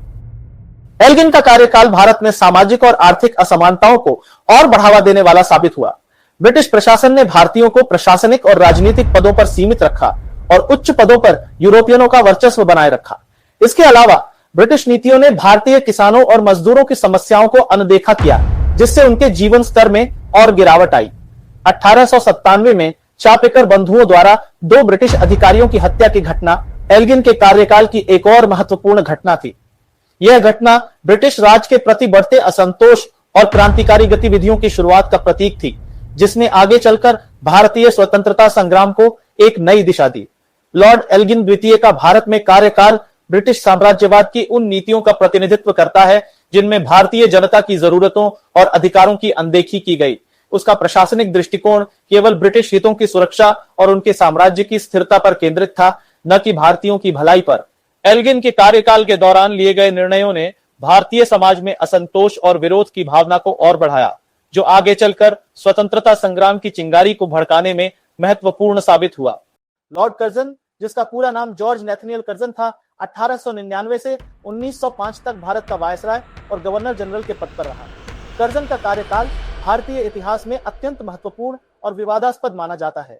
उसके प्रशासनिक सुधार, सांस्कृतिक संरक्षण और शिक्षा के क्षेत्र में किए गए काम जितने उल्लेखनीय थे, उतने ही उसकी विभाजनकारी नीतियों और भारतीय जनता के प्रति असंवेदनशीलता ने उसे आलोचना का केंद्र भी बनाया। 1905 में कर्जन के कार्यकाल की सबसे बड़ी और विवादास्पद घटना थी बंगाल का विभाजन। कर्जन ने बंगाल को 2 हिस्सों में बांट दिया, पूर्वी बंगाल और असम और पश्चिम बंगाल। इस विभाजन का उद्देश्य प्रशासनिक सुधार के नाम पर किया गया था, लेकिन इसके पीछे की असली मंशा फूट डालो और राज करो की नीति पर आधारित थी। कर्जन ने तर्क दिया कि बंगाल, जो उस समय का सबसे बड़ा प्रांत था, का प्रशासन बहुत कठिन हो गया था और इसे विभाजित करना आवश्यक था। लेकिन इस विभाजन का प्रभाव भारतीय राजनीति पर गहरा पड़ा। बंगाल के विभाजन से पहले बंगाल ब्रिटिश भारत का सबसे बड़ा और सबसे महत्वपूर्ण प्रांत था, जो सांस्कृतिक, आर्थिक और राजनीतिक दृष्टि से भारत का केंद्र माना जाता था। विभाजन ने बंगाली हिंदुओं और मुसलमानों के बीच दरार पैदा कर दी, जो कर्जन की डिवाइड एंड रूल नीति का हिस्सा था। इस कदम ने भारतीय राष्ट्रीय आंदोलन को एक नई दिशा दी। भारतीय जनता ने इसे अपनी एकता पर हमला समझा और इसके खिलाफ पूरे भारत में बड़े पैमाने पर विरोध प्रदर्शन शुरू हो गए। स्वदेशी आंदोलन ने जोर पकड़ा, जिसमें विदेशी वस्त्रों का बहिष्कार और स्वदेशी वस्त्रों को अपनाने का आह्वान किया गया। इस आंदोलन ने भारतीय स्वतंत्रता संग्राम को नई ऊर्जा और गति दी और राष्ट्रीयता की भावना को पूरे देश में फैलाया। करजन का कांग्रेस के प्रति दृष्टिकोण भी अत्यधिक नकारात्मक था। उसने भारतीय राष्ट्रीय कांग्रेस को एक झूठा संगठन दैट इज अनवर्दी ऑर्गेनाइजेशन कहकर उसका अपमान किया और उसे बेकार लोगों का एक बुरा सपना that is a bad dream of bad man बताया। करजन का मानना था कि कांग्रेस एक ऐसे संगठन के रूप में उभर रहा था जो ब्रिटिश सरकार के लिए खतरा बन सकता था और इसीलिए उसने कांग्रेस के बढ़ते प्रभाव को रोकने के लिए कड़े कदम उठाए। उसने यह भी कहा, कांग्रेस गिरने के कगार पर है और भारत में रहते हुए मेरी सबसे बड़ी महत्वाकांक्षाओं में से एक है कि इसे शांति से समाप्त करने में सहायता करूं। करजन का यह दृष्टिकोण ब्रिटिश राज की उस मानसिकता को दर्शाता है जो भारतीय जनता की राजनीतिक आकांक्षाओं को कुचलने के लिए हर संभव प्रयास करती थी। उसने कांग्रेस के खिलाफ दमनकारी नीतियों का सहारा लिया जिससे भारतीय जनता में असंतोष और बढ़ गया। राष्ट्रीय आंदोलन के संदर्भ में करजन का कार्यकाल भारतीय स्वतंत्रता संग्राम के लिए एक महत्वपूर्ण मोड़ साबित हुआ। बंगाल के विभाजन ने भारतीय राष्ट्रीय आंदोलन को एक नई दिशा दी और कांग्रेस का प्रभाव पूरे भारत में बढ़ा। करजन की नीतियों के खिलाफ भारतीय जनता ने एकजुट होकर विरोध किया, जिसने राष्ट्रीय आंदोलन को और अधिक संगठित और सशक्त किया। स्वदेशी आंदोलन ने भारतीय उद्योगों को प्रोत्साहन दिया और ब्रिटिश वस्त्रों के बहिष्कार से ब्रिटिश अर्थव्यवस्था को भी नुकसान पहुंचाया। करजन का कार्यकाल सिर्फ विभाजनकारी नीतियों तक ही सीमित नहीं था। उसने शैक्षिक सुधार के क्षेत्र में भी कदम उठाए, जिसमें 1902 में यूनिवर्सिटी कमीशन का गठन शामिल था। लेकिन ये सुधार भी ब्रिटिश नियंत्रण को मजबूत करने के उद्देश्य से थे, जिससे भारतीय शिक्षण संस्थानों पर सरकारी दखलंदाजी बढ़ी। इसके साथ ही करजन ने भारतीय पुरातत्व सर्वेक्षण आर्कियोलॉजिकल सर्वे ऑफ इंडिया को पुनर्गठित किया और भारत में ऐतिहासिक स्मारकों के संरक्षण के लिए महत्वपूर्ण कदम उठाए। हालांकि इसका उद्देश्य भारतीय संस्कृति के संरक्षण से अधिक ब्रिटिश साम्राज्यवाद को वैधता प्रदान करना था। अंतरराष्ट्रीय संबंधों के संदर्भ में करजन का कार्यकाल महत्वपूर्ण था। उसने अफगानिस्तान और रूस के साथ ब्रिटिश साम्राज्य की स्थिति को मजबूत करने के लिए कई कूटनीतिक कदम उठाए। करजन ने डूरन लाइन की सीमा को सुरक्षित किया और उत्तर पश्चिमी सीमा प्रांत में ब्रिटिश प्रभाव को बढ़ाने के लिए सैन्य कार्रवाइयों का सहारा लिया। इसके साथ ही उसने तिब्बत में भी ब्रिटिश प्रभाव को मजबूत करने के लिए कदम उठाए, जो उस समय के ग्रेट गेम का हिस्सा था। करजन के ये कदम ब्रिटिश साम्राज्य की सुरक्षा के लिए थे, लेकिन उन्होंने क्षेत्र में अस्थिरता और संघर्ष की स्थिति को बढ़ावा दिया। लॉर्ड कर्जन का भारत में कार्यकाल ब्रिटिश साम्राज्यवाद की विभाजनकारी और दमनकारी नीतियों का एक स्पष्ट उदाहरण है। लॉर्ड मिंटो द्वितीय, जिसका पूरा नाम गिलबर्ट जॉन मरे केन मिंटो था, 1905 से 1910 तक भारत का वायसराय और गवर्नर जनरल के पद पर रहा। मिंटो का कार्यकाल भारतीय इतिहास में एक महत्वपूर्ण और परिवर्तनकारी समय था, खासकर ब्रिटिश शासन के खिलाफ भारतीयों की राजनीतिक चेतना के उभरने और उसे दबाने के ब्रिटिश प्रयासों के संदर्भ में। लॉर्ड मिंटो द्वितीय का कार्यकाल मिंटो मॉर्ले सुधार के लिए सबसे अधिक जाना जाता है। 1909 में इंडियन काउंसिल्स एक्ट पारित किया गया, जिसे मिंटो मॉर्ले सुधारों के नाम से जाना जाता है। यह अधिनियम भारतीयों को लेजिस्लेटिव काउंसिल्स में सीमित प्रतिनिधित्व देने के उद्देश्य से लागू किया गया था। हालांकि ये सुधार सतही और सांकेतिक थे, क्योंकि वे केवल ब्रिटिश साम्राज्य की शासन व्यवस्था को वैधता देने के लिए किए गए थे। इसके तहत भारतीयों को लेजिस्लेटिव काउंसिल्स में सीटें दी गईं, लेकिन वास्तविक शक्ति ब्रिटिश अधिकारियों के हाथों में ही रही। इस सुधार के तहत लेजिस्लेटिव काउंसिल्स में सांप्रदायिक प्रतिनिधित्व की शुरुआत की गई, जिसमें मुसलमानों के लिए अलग निर्वाचन क्षेत्रों का निर्माण किया गया। इस कदम ने भारतीय समाज में सांप्रदायिकता को बढ़ावा दिया और डिवाइड एंड रूल की ब्रिटिश नीति को और मजबूत किया। मिंटो का कार्यकाल भारतीय राष्ट्रीय आंदोलन के लिए भी महत्वपूर्ण साबित हुआ। 1907 में कांग्रेस के सूरत अधिवेशन में एक बड़ा विभाजन हुआ, जिसमें मॉडरेट्स और एक्सट्रीमिस्ट के बीच मतभेद सामने आए। मॉडरेट्स जैसे गोपाल कृष्ण गोखले ब्रिटिश शासन के साथ संवैधानिक सुधारों के माध्यम से स्वशासन की दिशा में बढ़ने का समर्थन करते थे, जबकि एक्सट्रीमिस्ट्स जैसे बाल गंगाधर तिलक तुरंत स्वराज की मांग कर रहे थे। इस विभाजन ने कांग्रेस को कमजोर कर दिया और ब्रिटिश सरकार को डिवाइड एंड रूल की नीति को और अधिक प्रभावी ढंग से लागू करने का मौका दिया। इसके अलावा मिंटो के कार्यकाल में 3 दिसंबर 1906 को ऑल इंडिया मुस्लिम लीग की स्थापना हुई, जिसे आगा खान और अन्य प्रमुख मुस्लिम नेताओं द्वारा स्थापित किया गया था। मुस्लिम लीग का उद्देश्य मुस्लिम समुदाय के हितों की रक्षा करना था, जिन्हें हिंदू बहुल कांग्रेस से खतरा माना जा रहा था। मिंटो के इस समर्थन ने भारतीय राजनीति में सांप्रदायिक विभाजन को और गहरा कर दिया, जिसके दूरगामी परिणाम हुए। मिंटो का कार्यकाल विभाजनकारी नीतियों का एक और उदाहरण था। उसने भारतीयों के राजनीतिक अधिकारों को सीमित करने के लिए कई दमनकारी कानून भी लागू किए। मिंटो ने प्रेस पर नियंत्रण लगाने और भारतीय नेताओं की गतिविधियों पर नजर रखने के लिए कठोर कदम उठाए। उसने ब्रिटिश राज्य के खिलाफ उठने वाली हर आवाज को दबाने के लिए अत्यधिक दमनकारी नीतियों का सहारा लिया। मिंटो की नीति का एक और महत्वपूर्ण पहलू था उसका कैरेट एंड स्टिक दृष्टिकोण। उसने कांग्रेस के भीतर मॉडरेट तत्वों को सुधारों के माध्यम से तुष्ट करने की कोशिश की, जबकि उग्रवादी राष्ट्रवादियों को दबाने के लिए कड़े कदम उठाए। यह रणनीति कांग्रेस के भीतर के विभाजन का फायदा उठाने और राष्ट्रीय आंदोलन को कमजोर करने के लिए अपनाई गई थी। मिंटो की इस नीति का उद्देश्य कांग्रेस को विभाजित करना और उसे कमजोर करना था, ताकि ब्रिटिश शासन के खिलाफ बढ़ते विरोध को नियंत्रित किया जा सके। अंतरराष्ट्रीय संबंधों के संदर्भ में मिंटो का कार्यकाल अपेक्षाकृत शांतिपूर्ण रहा, लेकिन उसने ब्रिटिश साम्राज्य के हितों की रक्षा के लिए हमेशा चौकस रहा। उसने अफगानिस्तान और रूस के साथ राजनयिक संबंधों को बनाए रखने और ब्रिटिश साम्राज्य की सुरक्षा सुनिश्चित करने के लिए महत्वपूर्ण कदम उठाए। मिंटो का ध्यान भारत के भीतर बढ़ती राजनीतिक अस्थिरता पर केंद्रित रहा और उसने इसे नियंत्रण में रखने के लिए हर संभव प्रयास किया। लॉर्ड हार्डिंग द्वितीय, जिसका पूरा नाम चार्ल्स हार्डिंग था, 1910 से 1916 तक भारत का वायसराय और गवर्नर जनरल के पद पर रहा। हार्डिंग का कार्यकाल भारतीय इतिहास में कई महत्वपूर्ण घटनाओं और निर्णयों के लिए जाना जाता है, जो ब्रिटिश साम्राज्य की स्थिति को मजबूत करने के उद्देश्य से किए गए थे। हालांकि उसके कार्यकाल की कुछ नीतियों और घटनाओं ने भारतीय जनता के बीच असंतोष और विरोध को और बढ़ावा दिया। दिसंबर 1911 में हार्डिंग के कार्यकाल की सबसे महत्वपूर्ण घटना दिल्ली दरबार का आयोजन थी। यह दरबार किंग जॉर्ज और क्वीन मेरी के भारत आगमन और उनके किंग के रूप में अभिषेक के उपलक्ष्य में आयोजित किया गया था। इस दरबार में हार्डिंग ने घोषणा की कि भारत की राजधानी कोलकाता से दिल्ली स्थानांतरित की जाएगी। इस निर्णय का उद्देश्य दिल्ली को साम्राज्य के प्रशासनिक केंद्र के रूप में स्थापित करना था, क्योंकि दिल्ली भारत के मध्य में स्थित थी और ब्रिटिश प्रशासन के लिए अधिक रणनीतिक रूप से महत्वपूर्ण थी। हालांकि इस निर्णय ने भारतीय जनता में मिश्रित प्रतिक्रियाएं उत्पन्न की। जबकि कुछ लोग इसे एक प्रशासनिक सुधार के रूप में देखते थे, अन्य इसे ब्रिटिश साम्राज्यवाद के और विस्तार के रूप में देख रहे थे। इसके बाद 1912 में कोलकाता से दिल्ली स्थानांतरण की प्रक्रिया शुरू हुई और दिल्ली को ब्रिटिश भारत की नई राजधानी के रूप में स्थापित किया गया। इस कदम को ब्रिटिश सरकार की ओर से एक रणनीतिक चाल के रूप में देखा गया, जो दिल्ली की सांस्कृतिक और ऐतिहासिक महत्व को भुनाने का प्रयास था। इस कदम ने दिल्ली को भारतीय राजनीति और प्रशासन का केंद्र बना दिया, जो बाद में भारतीय स्वतंत्रता आंदोलन के लिए भी महत्वपूर्ण साबित हुआ। हार्डिंग के कार्यकाल के दौरान 1911 में बंगाल विभाजन को रद्द कर दिया गया, जो भारतीय राष्ट्रीय आंदोलन की एक बड़ी जीत थी। यह निर्णय ब्रिटिश सरकार को बंगाल में बढ़ते विरोध और राष्ट्रीय आंदोलन के दबाव के कारण लेना पड़ा।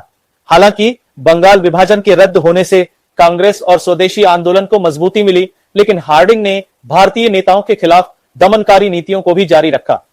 उसके शासनकाल में भारत में राष्ट्रवादी आंदोलनों के प्रति ब्रिटिश सरकार की प्रतिक्रिया अक्सर कठोर रही और कई राष्ट्रवादी नेताओं को गिरफ्तार किया गया और उनके आंदोलनों को कुचलने के प्रयास किए गए।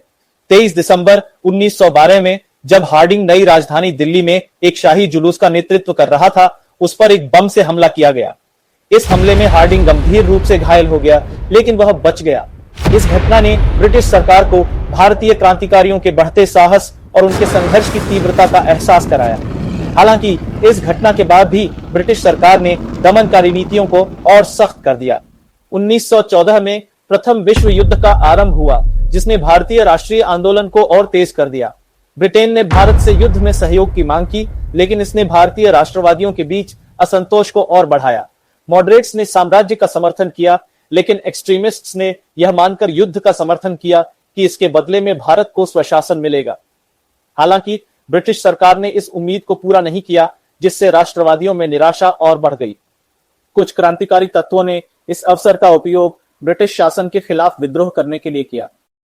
हार्डिंग का कार्यकाल भी फूट डालो और राज करो की नीति के तहत सांप्रदायिक तनाव को बढ़ावा देने के लिए जाना जाता है। उसने मुस्लिम लीग के साथ संबंधों को मजबूत किया और मुसलमानों के लिए अलग निर्वाचन क्षेत्र को बढ़ावा दिया, जिससे भारतीय समाज में सांप्रदायिकता की भावना और अधिक मजबूत हुई।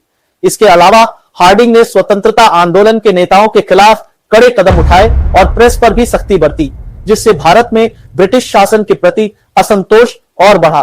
इस प्रकार लॉर्ड हार्डिंग द्वितीय का भारत में कार्यकाल ब्रिटिश साम्राज्यवाद की विभाजनकारी और दमनकारी नीतियों का एक और स्पष्ट उदाहरण है।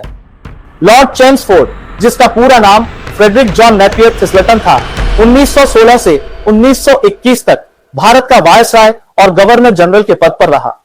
चेम्सफोर्ड का कार्यकाल भारतीय इतिहास में कई महत्वपूर्ण और विवादास्पद घटनाओं के लिए जाना जाता है, जो ब्रिटिश साम्राज्यवाद की क्रूरता और दमनकारी नीतियों का प्रतीक है। उसके शासनकाल में ब्रिटिश सरकार ने भारतीय जनता के प्रति अपनी दमनकारी नीतियों को और अधिक सख्त कर दिया, जिससे भारतीय स्वतंत्रता संग्राम को एक नई दिशा मिली। 20 अगस्त 1917 को एक महत्वपूर्ण घोषणा हुई, जिसे अगस्त घोषणा के नाम से जाना जाता है। यह घोषणा भारत सचिव एडविन मॉन्टेग्यू द्वारा की गई थी, जिसमें उन्होंने पहली बार यह माना कि भारत में ब्रिटिश शासन का अंतिम लक्ष्य भारतीयों को अधिक से अधिक स्वशासन देना है। हालांकि इस घोषणा को भारतीय जनता ने उत्साहपूर्वक स्वीकार नहीं किया, क्योंकि इसमें स्वशासन की कोई निश्चित समय सीमा नहीं दी गई थी और इसे अस्पष्टता के साथ प्रस्तुत किया गया था। भारतीय नेताओं ने इसे एक चाल के रूप में देखा, जिससे केवल कुछ समय के लिए भारतीयों को शांत किया जा सके। 1918 में चेम्सफोर्ड के कार्यकाल में एक और महत्वपूर्ण घटना घटी, जिसे मॉन्टेग्यू चेम्सफोर्ड सुधार के नाम से जाना जाता है। इन सुधारों के तहत गवर्नमेंट ऑफ इंडिया एक्ट 1919 पारित किया गया, जिसमें प्रांतीय स्तर पर द्वैध शासन दैट इज डायरकी की शुरुआत की गई। इस अधिनियम के तहत प्रांतीय विषयों को आरक्षित और प्रवर्तित that is reserved and transferred विषयों में बांटा गया, जिसमें भारतीयों को केवल प्रवर्तित विषयों पर नियंत्रण दिया गया, जबकि महत्वपूर्ण विषयों पर ब्रिटिश अधिकारियों का ही नियंत्रण रहा। हालांकि ये सुधार सतही और अपर्याप्त थे, क्योंकि वास्तविक सत्ता ब्रिटिश अधिकारियों के हाथों में ही रही। मॉन्टेग्यू चेम्सफोर्ड सुधारों को भारतीय नेताओं ने एक धोखा माना और इसे भारतीयों की अपेक्षाओं के साथ एक क्रूर मजाक के रूप में देखा गया। इस अधिनियम ने भारतीय जनता में ब्रिटिश सरकार के प्रति विश्वास को और कमजोर कर दिया और स्वशासन की मांग को और तेज कर दिया। 1919 में ब्रिटिश सरकार ने रोलेट एक्ट पारित किया, जिसका उद्देश्य भारतीय जनता पर और अधिक नियंत्रण स्थापित करना था। इस कानून के तहत सरकार को बिना किसी मुकदमे के भारतीयों को गिरफ्तार करने और जेल में रखने का अधिकार मिल गया। इस कानून का भारतीय जनता और राष्ट्रीय आंदोलन के नेताओं ने कड़ा विरोध किया। महात्मा गांधी ने इसे काला कानून कहा और इसके विरोध में देशव्यापी हड़ताल और विरोध प्रदर्शन का आह्वान किया। रोलेट एक्ट के कारण भारतीय जनता में गहरा असंतोष और रोष उत्पन्न हुआ, जिसने स्वतंत्रता संग्राम को और तीव्र कर दिया। 13 अप्रैल 1919 को जलियांवाला बाग हत्याकांड चेम्सफोर्ड के कार्यकाल का एक और काला अध्याय है। इस दिन जनरल डायर के नेतृत्व में ब्रिटिश सैनिकों ने अमृतसर के जलियांवाला बाग में एक शांतिपूर्ण सभा पर गोलीबारी की, जिसमें सैकड़ों निर्दोष भारतीय मारे गए और हजारों घायल हो गए। इस बर्बर घटना ने पूरे देश को झकझोर दिया और ब्रिटिश सरकार की नीतियों के प्रति भारतीय जनता में गहरा असंतोष उत्पन्न किया। जलियांवाला बाग हत्याकांड ने भारतीय स्वतंत्रता संग्राम को एक नई दिशा दी और गांधी जी के नेतृत्व में असहयोग आंदोलन की शुरुआत हुई।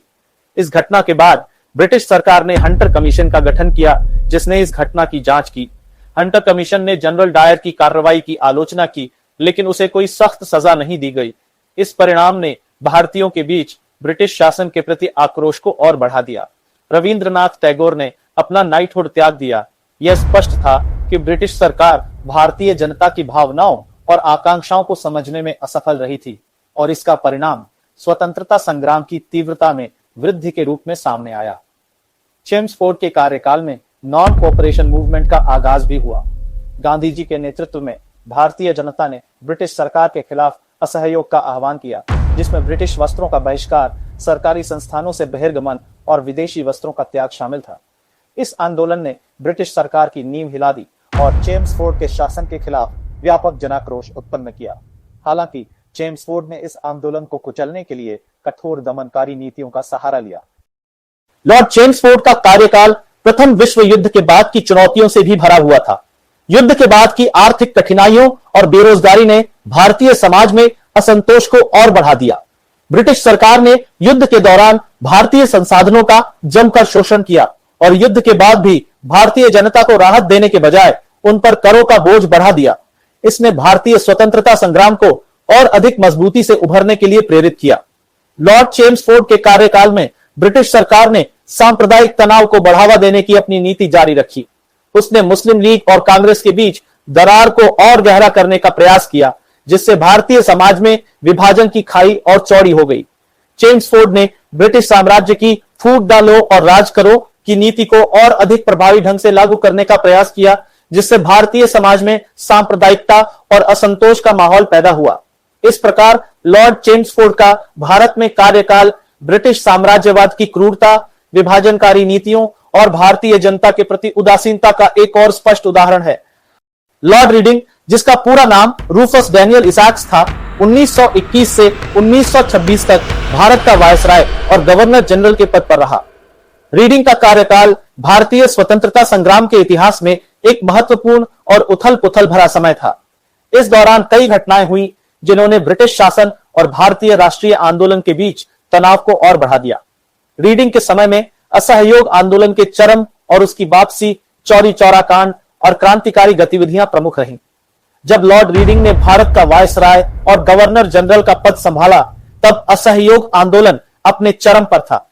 महात्मा गांधी के नेतृत्व में यह आंदोलन ब्रिटिश शासन के खिलाफ व्यापक विरोध का प्रतीक बन चुका था।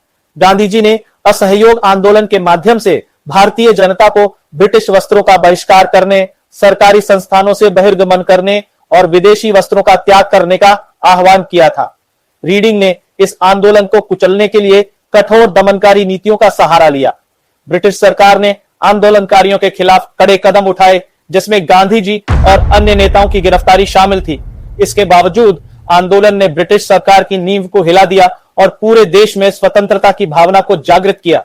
1921 में प्रिंस ऑफ वेल्स का भारत दौरा हुआ, जो भारतीय जनता के लिए एक और विवाद का कारण बना।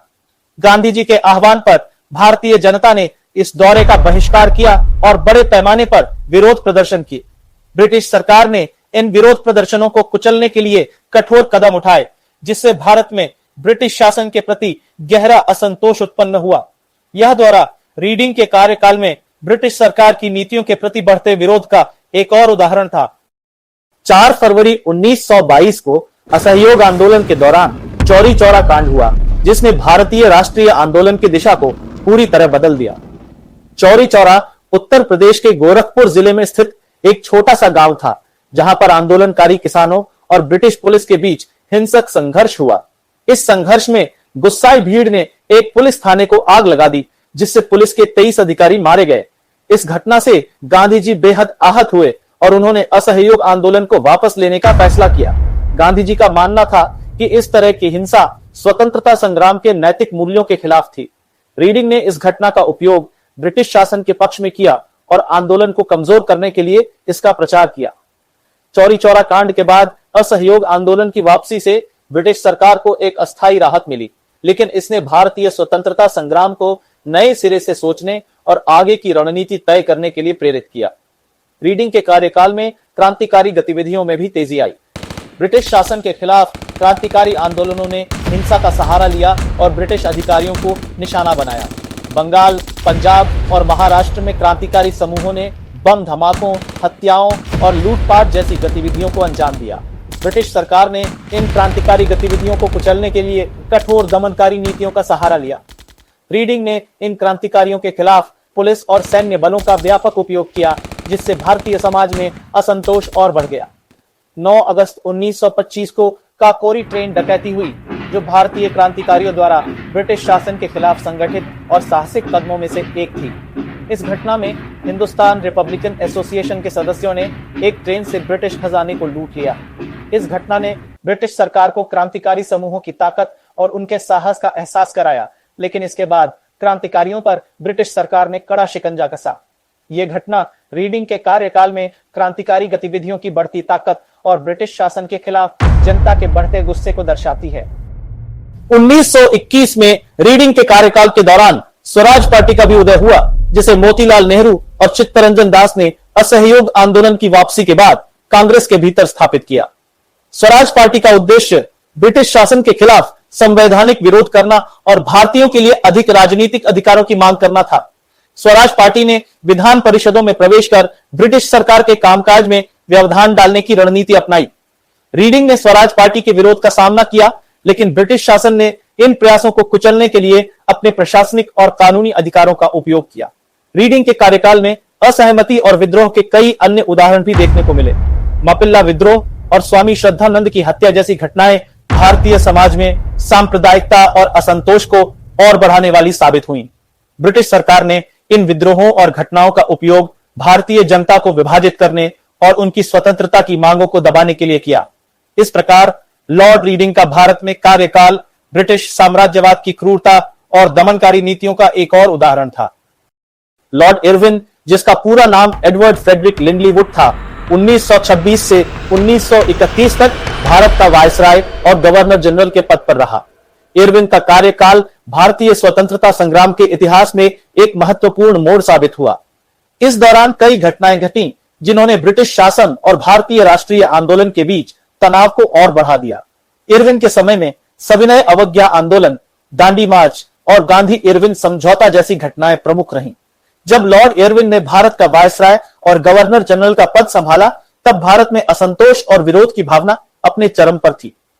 महात्मा गांधी के नेतृत्व में कांग्रेस ने ब्रिटिश शासन के खिलाफ एक नए आंदोलन की तैयारी शुरू कर दी थी। इस असंतोष की आग को और भड़काने का काम साइमन कमीशन के आगमन ने किया, जब 1928 में इसे भारत भेजा गया।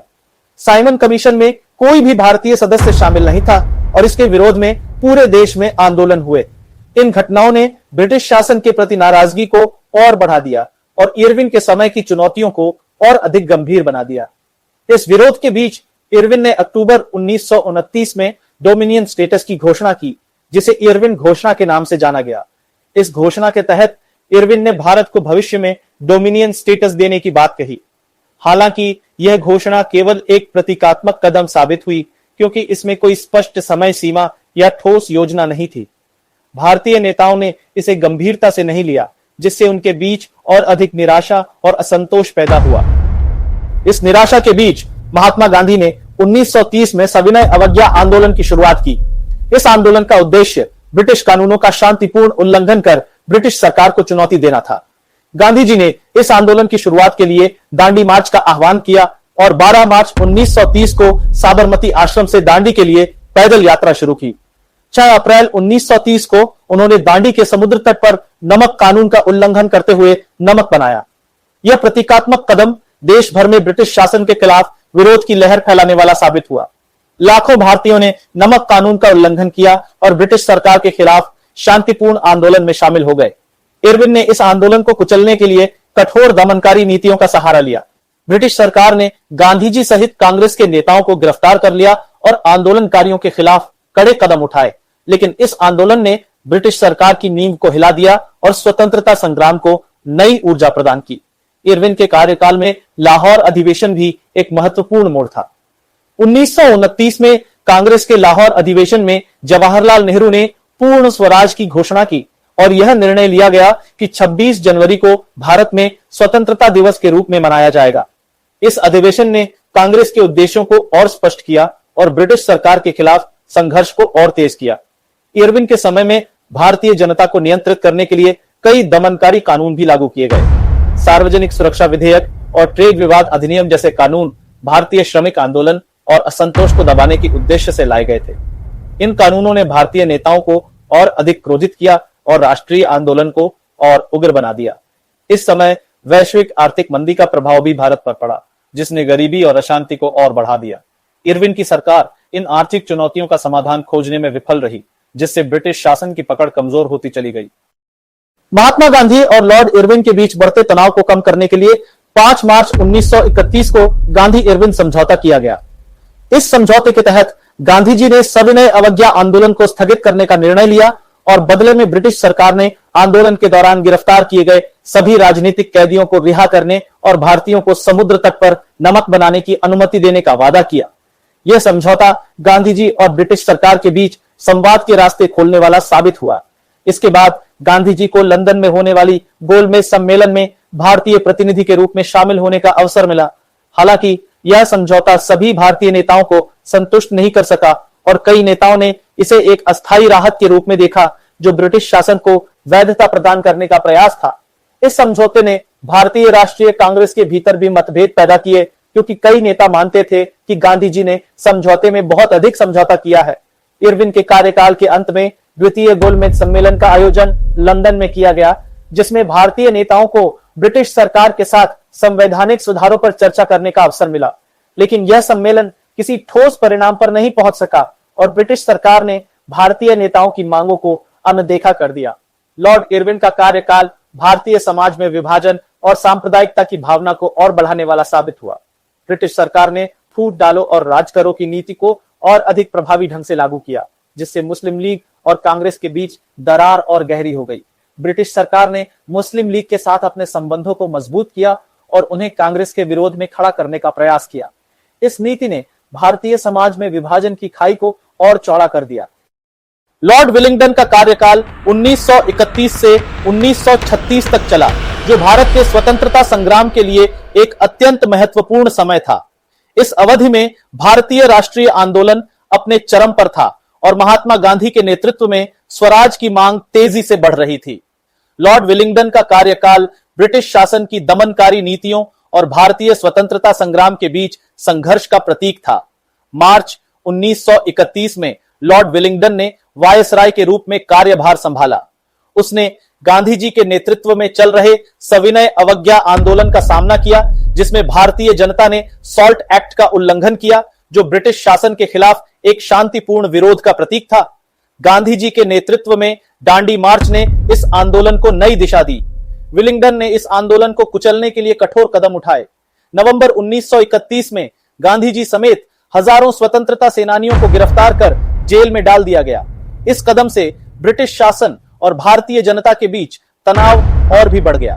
दिसंबर 1931 में गांधी जी की गिरफ्तारी के बाद विलिंगडन ने कहा कि गांधी जी परफेक्ट न्यूइसेंस अर्थात एक अत्यधिक परेशानी है। उसने गांधी जी के प्रति गहरी नाराजगी और अविश्वास जताते हुए कहा कि गांधी जी की राजनीतिक गतिविधियों ने ब्रिटिश शासन को गंभीर चुनौती दी थी। विलिंगडन ने गांधी जी की आध्यात्मिक और धार्मिक गतिविधियों को महज राजनीतिक चाल माना और कहा कि गांधी जी का मुख्य उद्देश्य ब्रिटिश शासन को कमजोर करना था। विलिंगडन के कार्यकाल में भारतीयों के प्रति उसकी दमनकारी नीतियों ने स्वतंत्रता संग्राम को और अधिक उग्र बना दिया। 1932 के दौरान उसने भारतीयों के राजनीतिक अधिकारों को सीमित करने और उनके आंदोलनों को दबाने के लिए विभिन्न कठोर कानूनों का सहारा लिया। उसने प्रेस पर सेंसरशिप लगाई और भारतीय समाचार पत्रों को प्रतिबंधित करने के लिए कठोर कदम उठाए। इसके साथ ही उसने कांग्रेस के नेताओं को गिरफ्तार कर उन्हें जेल में डाल दिया ताकि आंदोलन को कमजोर किया जा सके। लॉर्ड विलिंगडन के कार्यकाल में ब्रिटिश सरकार ने अगस्त 1932 में कम्युनल अवार्ड की घोषणा की, जिसके तहत अलग अलग समुदायों के लिए पृथक निर्वाचन मंडलों की व्यवस्था की गई। इसने भारतीय समाज में विभाजन को और गहरा किया। गांधी जी ने इसके खिलाफ यरवदा जेल में आमरण अनशन शुरू किया, जिसे बाद में पूना पैक्ट के माध्यम से समाप्त किया गया।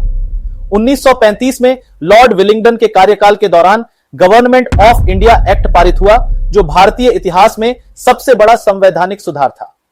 इस अधिनियम के माध्यम से भारत में प्रांतीय स्वायत्तता और अखिल भारतीय संघ की स्थापना की गई। गांधी जी और लॉर्ड विलिंगडन के बीच संबंध हमेशा तनावपूर्ण रहे। गांधी जी ने बार बार विलिंगडन से संपर्क कर ऐसे मुद्दों को सुलझाने की कोशिश की, जैसे कि यूनाइटेड प्रोविंस में नो रेंट कैंपेन। विलिंगडन का मानना था कि यह गांधी इरविन पैक्ट की शर्तों का उल्लंघन था। दोनों के बीच संवाद असफल रहा और विलिंगडन के कठोर रवैये ने गांधी जी को कांग्रेस वर्किंग कमेटी की बैठक बुलाने पर मजबूर किया। विलिंगडन की गांधी जी के प्रति नाराजगी और भी गहरी थी। उसने अपनी निजी बातचीत और पत्राचार में गांधी जी के लिए बेहद अपमानजनक शब्दों का इस्तेमाल किया। उसने गांधी जी को एक अजीब सा जानवर कहकर संबोधित किया और उन पर आरोप लगाया कि वे अपने राजनीतिक उद्देश्यों को आध्यात्मिक प्रेरणा के आवरण में छिपाकर पेश करते हैं। विलिंगडन का मानना था कि गांधी जी के द्वारा किए गए सभी कार्य, चाहे वे कितने भी शांतिपूर्ण और नैतिक प्रतीत होते हों, वास्तव में राजनीतिक रणनीतियों का हिस्सा थे। लॉर्ड विलिंगडन का कार्यकाल भारतीय स्वतंत्रता संग्राम के इतिहास में एक दमनकारी और कठिन समय के रूप में देखा जाता है। उसकी नीतियों ने भारतीय जनता को ब्रिटिश शासन के खिलाफ एकजुट होने के लिए और भी प्रेरित किया। विलिंगडन की दमनकारी नीतियों और भारतीयों के संघर्ष ने यह स्पष्ट कर दिया कि अब भारतीय जनता स्वतंत्रता से कम किसी भी चीज को स्वीकार नहीं करेगी। लॉर्ड लिनलिथगो का कार्यकाल 1936 से 1943 तक चला, जो भारतीय स्वतंत्रता संग्राम के लिए बेहद महत्वपूर्ण और निर्णायक समय था। यह वही दौर था जब द्वितीय विश्व युद्ध छिड़ा और इसके चलते भारत में राजनीतिक और सामाजिक स्थितियों में भी बड़े बदलाव देखने को मिले। लॉर्ड लिनलिथगो का कार्यकाल सबसे लंबे समय तक भारत में गवर्नर जनरल और वायसराय के रूप में रहा और इस दौरान उसकी नीतियों और निर्णयों ने भारतीय स्वतंत्रता संग्राम पर गहरा प्रभाव डाला। अप्रैल 1936 में लॉर्ड लिनलिथगो ने वायसराय के रूप में कार्यभार संभाला। वह स्कॉटिश जमींदारों के एक परिवार से था और उसके पिता पहले मार्क्वेस ऑस्ट्रेलिया के गवर्नर जनरल रह चुके थे। इसके साथ ही लिनलिथगो ने प्रथम विश्व युद्ध में भी सेवा दी थी और कंजर्वेटिव पार्टी में सक्रिय था। उसे भारतीय कृषि पर रॉयल कमीशन का अध्यक्ष बनाया गया था और 1935 के गवर्नमेंट ऑफ इंडिया एक्ट पर संयुक्त संसदीय समिति का भी नेतृत्व किया था। लॉर्ड लिनलिथगो ने अपने कार्यकाल के दौरान कांग्रेस के नेतृत्व से दूरी बनाए रखी। उसने गांधी जी और जवाहरलाल नेहरू के साथ मुलाकात करने से इनकार कर दिया क्योंकि उसे सलाह दी गई थी कि ऐसा करने से अन्य पार्टियों को नुकसान होगा और कांग्रेस का कद बढ़ेगा। इसके चलते लिनलिथगो ने गांधी जी से मिलने के लिए बेहद अपमानजनक शर्तें रखी, जिसे गांधी जी ने स्वाभाविक रूप से अस्वीकार कर दिया। सितंबर 1939 में द्वितीय विश्व युद्ध की शुरुआत हुई और लिनलिथगो ने बिना किसी भारतीय नेताओं की सहमति के भारत को युद्ध में शामिल कर लिया। इस निर्णय ने भारतीय नेताओं और जनता के बीच भारी आक्रोश उत्पन्न किया। भारतीय राष्ट्रीय कांग्रेस ने इस निर्णय का कड़ा विरोध किया और अक्टूबर 1939 में कांग्रेस की सभी प्रांतीय सरकारों ने इस्तीफा दे दिया। यह एक महत्वपूर्ण क्षण था जिसने भारतीय नेताओं की नाराजगी को और स्पष्ट किया। इसके जवाब में अगस्त 1940 में लिनलिथगो ने अगस्त प्रस्ताव पेश किया, जिसमें भारतीयों को युद्ध के बाद संवैधानिक सुधारों का वादा किया गया, लेकिन कांग्रेस ने इसे खारिज कर दिया क्योंकि इसमें पूर्ण स्वतंत्रता की मांगों को नजरअंदाज किया गया था। लॉर्ड लिनलिथगो के कार्यकाल में मार्च 1942 में क्रिप्स मिशन का आगमन हुआ, जिसका उद्देश्य भारतीय नेताओं को युद्ध में समर्थन देने के लिए राजी करना था। लेकिन गांधी जी ने क्रिप्स के प्रस्तावों को पाकिस्तान बनाने का निमंत्रण कहकर खारिज कर दिया। गांधी जी और कांग्रेस ने क्रिप्स मिशन को अस्वीकार कर दिया क्योंकि यह भारतीयों के लिए संतोषजनक नहीं। अगस्त 1942 में भारतीय राष्ट्रीय कांग्रेस ने गांधी जी के नेतृत्व में भारत छोड़ो आंदोलन की शुरुआत की। गांधी जी ने करो या मरो का नारा दिया, जो स्वतंत्रता संग्राम के लिए एक निर्णायक मोड़ साबित हुआ। लिनलिथगो ने इस आंदोलन को कुचलने के लिए कठोर दमनकारी उपाय अपनाए। उसने गांधी जी समेत सभी प्रमुख कांग्रेस नेताओं को गिरफ्तार कर लिया। इसके साथ ही हजारों भारतीयों को जेल में डाल दिया गया और सैकड़ों लोगों की मौत हो गई। लॉर्ड लिनलिथगो के कार्यकाल के अंत में 1943 में बंगाल में भीषण अकाल पड़ा, जिसमें लाखों लोग मारे गए। लिनलिथगो की प्रशासनिक विफलता और युद्ध के लिए संसाधनों के विचलन ने इस स्थिति को और भी गंभीर बना दिया। इस त्रासदी ने ब्रिटिश शासन के प्रति भारतीयों की नाराजगी को और भी बढ़ा दिया। लॉर्ड लिनलिथगो का कार्यकाल इस बात का प्रतीक था कि ब्रिटिश सरकार भारतीयों की स्वतंत्रता की मांगों को दबाने के लिए हर संभव प्रयास कर रही थी। हालांकि उसकी नीतियों ने भारतीय स्वतंत्रता संग्राम को और भी अधिक मजबूती प्रदान की और जनता में ब्रिटिश शासन के खिलाफ व्यापक असंतोष फैलाया। उसकी दमनकारी नीतियों ने भारतीयों को एकजुट होने और स्वतंत्रता संग्राम में अपने प्रयासों को तेज करने के लिए प्रेरित किया। लॉर्ड वेवल का कार्यकाल 1943 से 1947 तक चला, जो भारत के स्वतंत्रता संग्राम के अंतिम और अत्यंत महत्वपूर्ण चरण का समय था। इस अवधि में भारत में राजनीतिक घटनाक्रम तेजी से बदलते गए और ब्रिटिश शासन के अंत की शुरुआत हो चुकी थी। लॉर्ड वेवल का कार्यकाल द्वितीय विश्व युद्ध के अंतिम वर्षों से लेकर भारत की स्वतंत्रता तक के सबसे महत्वपूर्ण घटनाक्रमों का गवाह बना। अक्टूबर 1943 में लॉर्ड वेवल ने वायसराय के रूप में कार्यभार संभाला। उसने ब्रिटेन के कई सैन्य अभियानों में सेवा की थी और उसे एक कुशल प्रशासक के रूप में जाना जाता था। हालांकि भारत के मामले में उसे कई कठिन चुनौतियों का सामना करना पड़ा, विशेष रूप से भारतीय नेताओं के साथ बातचीत के संदर्भ में। लॉर्ड वेवल के कार्यकाल के दौरान सबसे बड़ी चुनौतियों में से एक थी बंगाल का भयंकर अकाल, जो लॉर्ड लिनलिथगो के कार्यकाल के अंत में शुरू हुआ था। 1943 में यह अकाल अपने चरम पर था, जिसमें लाखों लोग मारे गए थे। लॉर्ड वेवल ने इस संकट से निपटने के लिए कई राहत कार्य शुरू किए, लेकिन इस आपदा ने ब्रिटिश प्रशासन की कमजोरी को उजागर कर दिया और भारतीय जनता के बीच ब्रिटिश शासन के प्रति असंतोष को और बढ़ा दिया। 1944 में लॉर्ड वेवल ने भारत में राजनीतिक गतिरोध को समाप्त करने के लिए वेवल योजना पेश की। इस योजना का उद्देश्य भारतीय नेताओं के बीच एक आम सहमति बनाना था, ताकि ब्रिटिश शासन के अंतर्गत एक नई कार्यकारी परिषद का गठन हो सके। इस योजना के तहत वेवल ने भारतीयों को समान प्रतिनिधित्व देने का प्रस्ताव रखा, लेकिन इसमें मुसलमानों और हिंदुओं के बीच सत्ता के बंटवारे का मुद्दा सामने आया। इस योजना को अंततः मुस्लिम लीग और भारतीय राष्ट्रीय कांग्रेस दोनों ने खारिज कर दिया और यह असफल हो गई। मई 1946 में वेवल ने शिमला में भारतीय नेताओं के साथ एक सम्मेलन का आयोजन किया, जिसे शिमला सम्मेलन के नाम से जाना जाता है। इस सम्मेलन का उद्देश्य भारत के भविष्य के बारे में निर्णय लेना था, लेकिन यह सम्मेलन भी मुस्लिम लीग और कांग्रेस के बीच समझौते की कमी के कारण विफल रहा। जिन्ना की मुस्लिम लीग ने मुसलमानों के लिए पृथक राष्ट्र की मांग को आगे बढ़ाया, जबकि कांग्रेस ने इसे अस्वीकार कर दिया। इस असफलता के बाद भारत में सांप्रदायिक तनाव और भी बढ़ गया। अक्टूबर 1945 से मार्च 1946 के बीच लॉर्ड वेवल के कार्यकाल में आजाद हिंद फौज INA के अधिकारियों पर मुकदमा चलाया गया।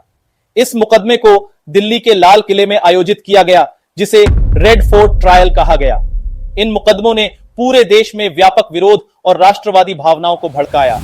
INA के सैनिकों की वीरता और उनके प्रति ब्रिटिश शासन के कठोर रवैये ने भारतीय जनता में ब्रिटिश शासन के खिलाफ गहरी नाराजगी पैदा की। फरवरी 1946 में बॉम्बे में रॉयल इंडियन नेवी के नाविकों ने एक विद्रोह कर दिया, जिसे नेवल म्यूटिनी के नाम से जाना जाता है। यह विद्रोह भारतीय सैनिकों में बढ़ते असंतोष और राष्ट्रवादी उत्साह का प्रतीक था। हालांकि इस विद्रोह को जल्द ही दबा दिया गया, लेकिन इसने यह स्पष्ट कर दिया कि ब्रिटिश शासन का नियंत्रण कमजोर हो रहा है। लॉर्ड वेवल के कार्यकाल में एक और महत्वपूर्ण घटना कैबिनेट मिशन का आगमन था। मार्च 1946 में ब्रिटिश सरकार ने भारत में कैबिनेट मिशन भेजा, जिसका उद्देश्य भारतीय नेताओं के साथ बातचीत करके सत्ता के हस्तांतरण का रास्ता तैयार करना था। कैबिनेट मिशन ने भारत में एक संघीय सरकार की स्थापना का प्रस्ताव रखा, जिसमें केंद्र में कमजोर सरकार और प्रांतों को अधिक स्वायत्तता दी गई थी। इस मिशन ने एक अस्थायी सरकार के गठन का प्रस्ताव भी रखा, जिसमें भारतीय नेताओं को शामिल किया जाना था। लेकिन यह मिशन भी हिंदू मुस्लिम विभाजन के कारण पूरी तरह सफल नहीं हो सका। हालांकि इसने भारत विभाजन की नींव जरूर रख दी। अक्टूबर 1946 में वेवल ने भारत में सांप्रदायिक दंगों के बढ़ते खतरे के मद्देनजर डायरेक्ट एक्शन डे के बाद की स्थिति को संभालने का प्रयास किया।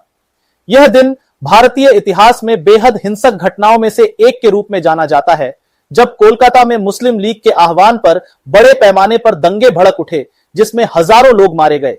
इस हिंसा ने भारतीय राजनीति में विभाजन को और भी गहरा कर दिया। लॉर्ड वेवल ने भारतीय स्वतंत्रता के संदर्भ में अंतिम महत्वपूर्ण कदम के रूप में 1947 में भारत विभाजन के प्रस्ताव को स्वीकार कर लिया।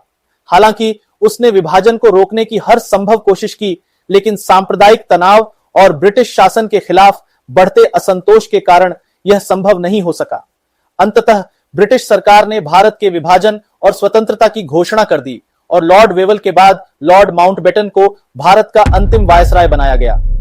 लॉर्ड माउंटबेटन का कार्यकाल 1947 से 1948 तक चला, जो भारतीय इतिहास के सबसे विवादास्पद और दर्दनाक समय का प्रतीक है।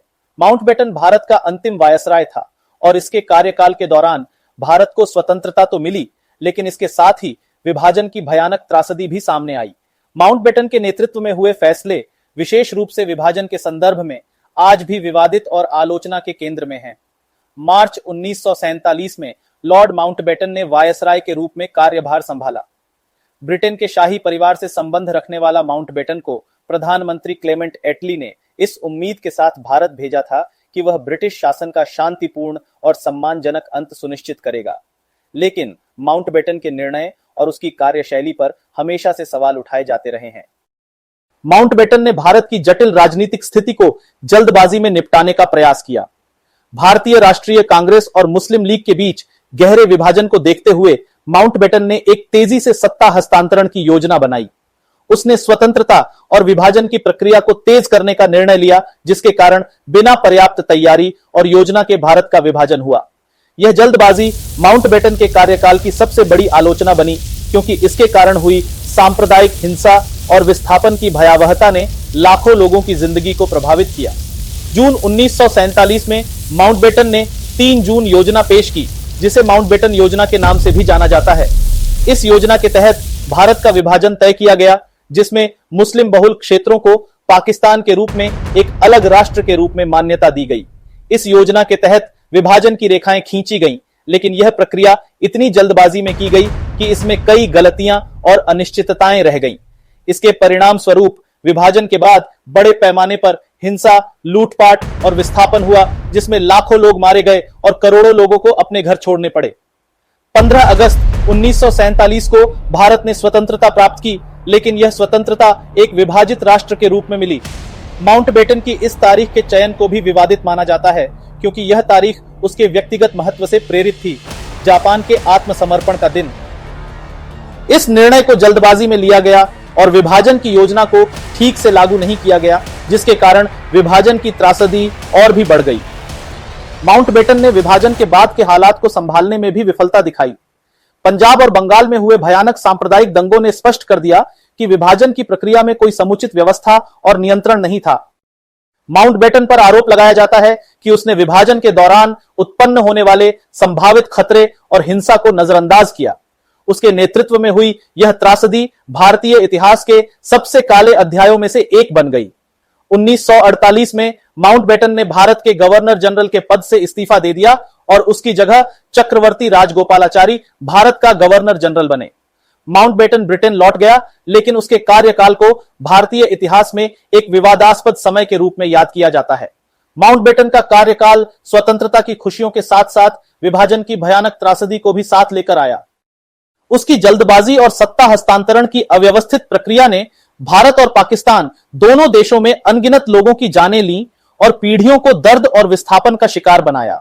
उसके नेतृत्व की शैली को अक्सर आलोचना का सामना करना पड़ा, क्योंकि उसने राजनीतिक जटिलताओं को समझे बिना ही निर्णय लिए, जिसके परिणाम स्वरूप उपमहाद्वीप में अस्थिरता और हिंसा फैल गई।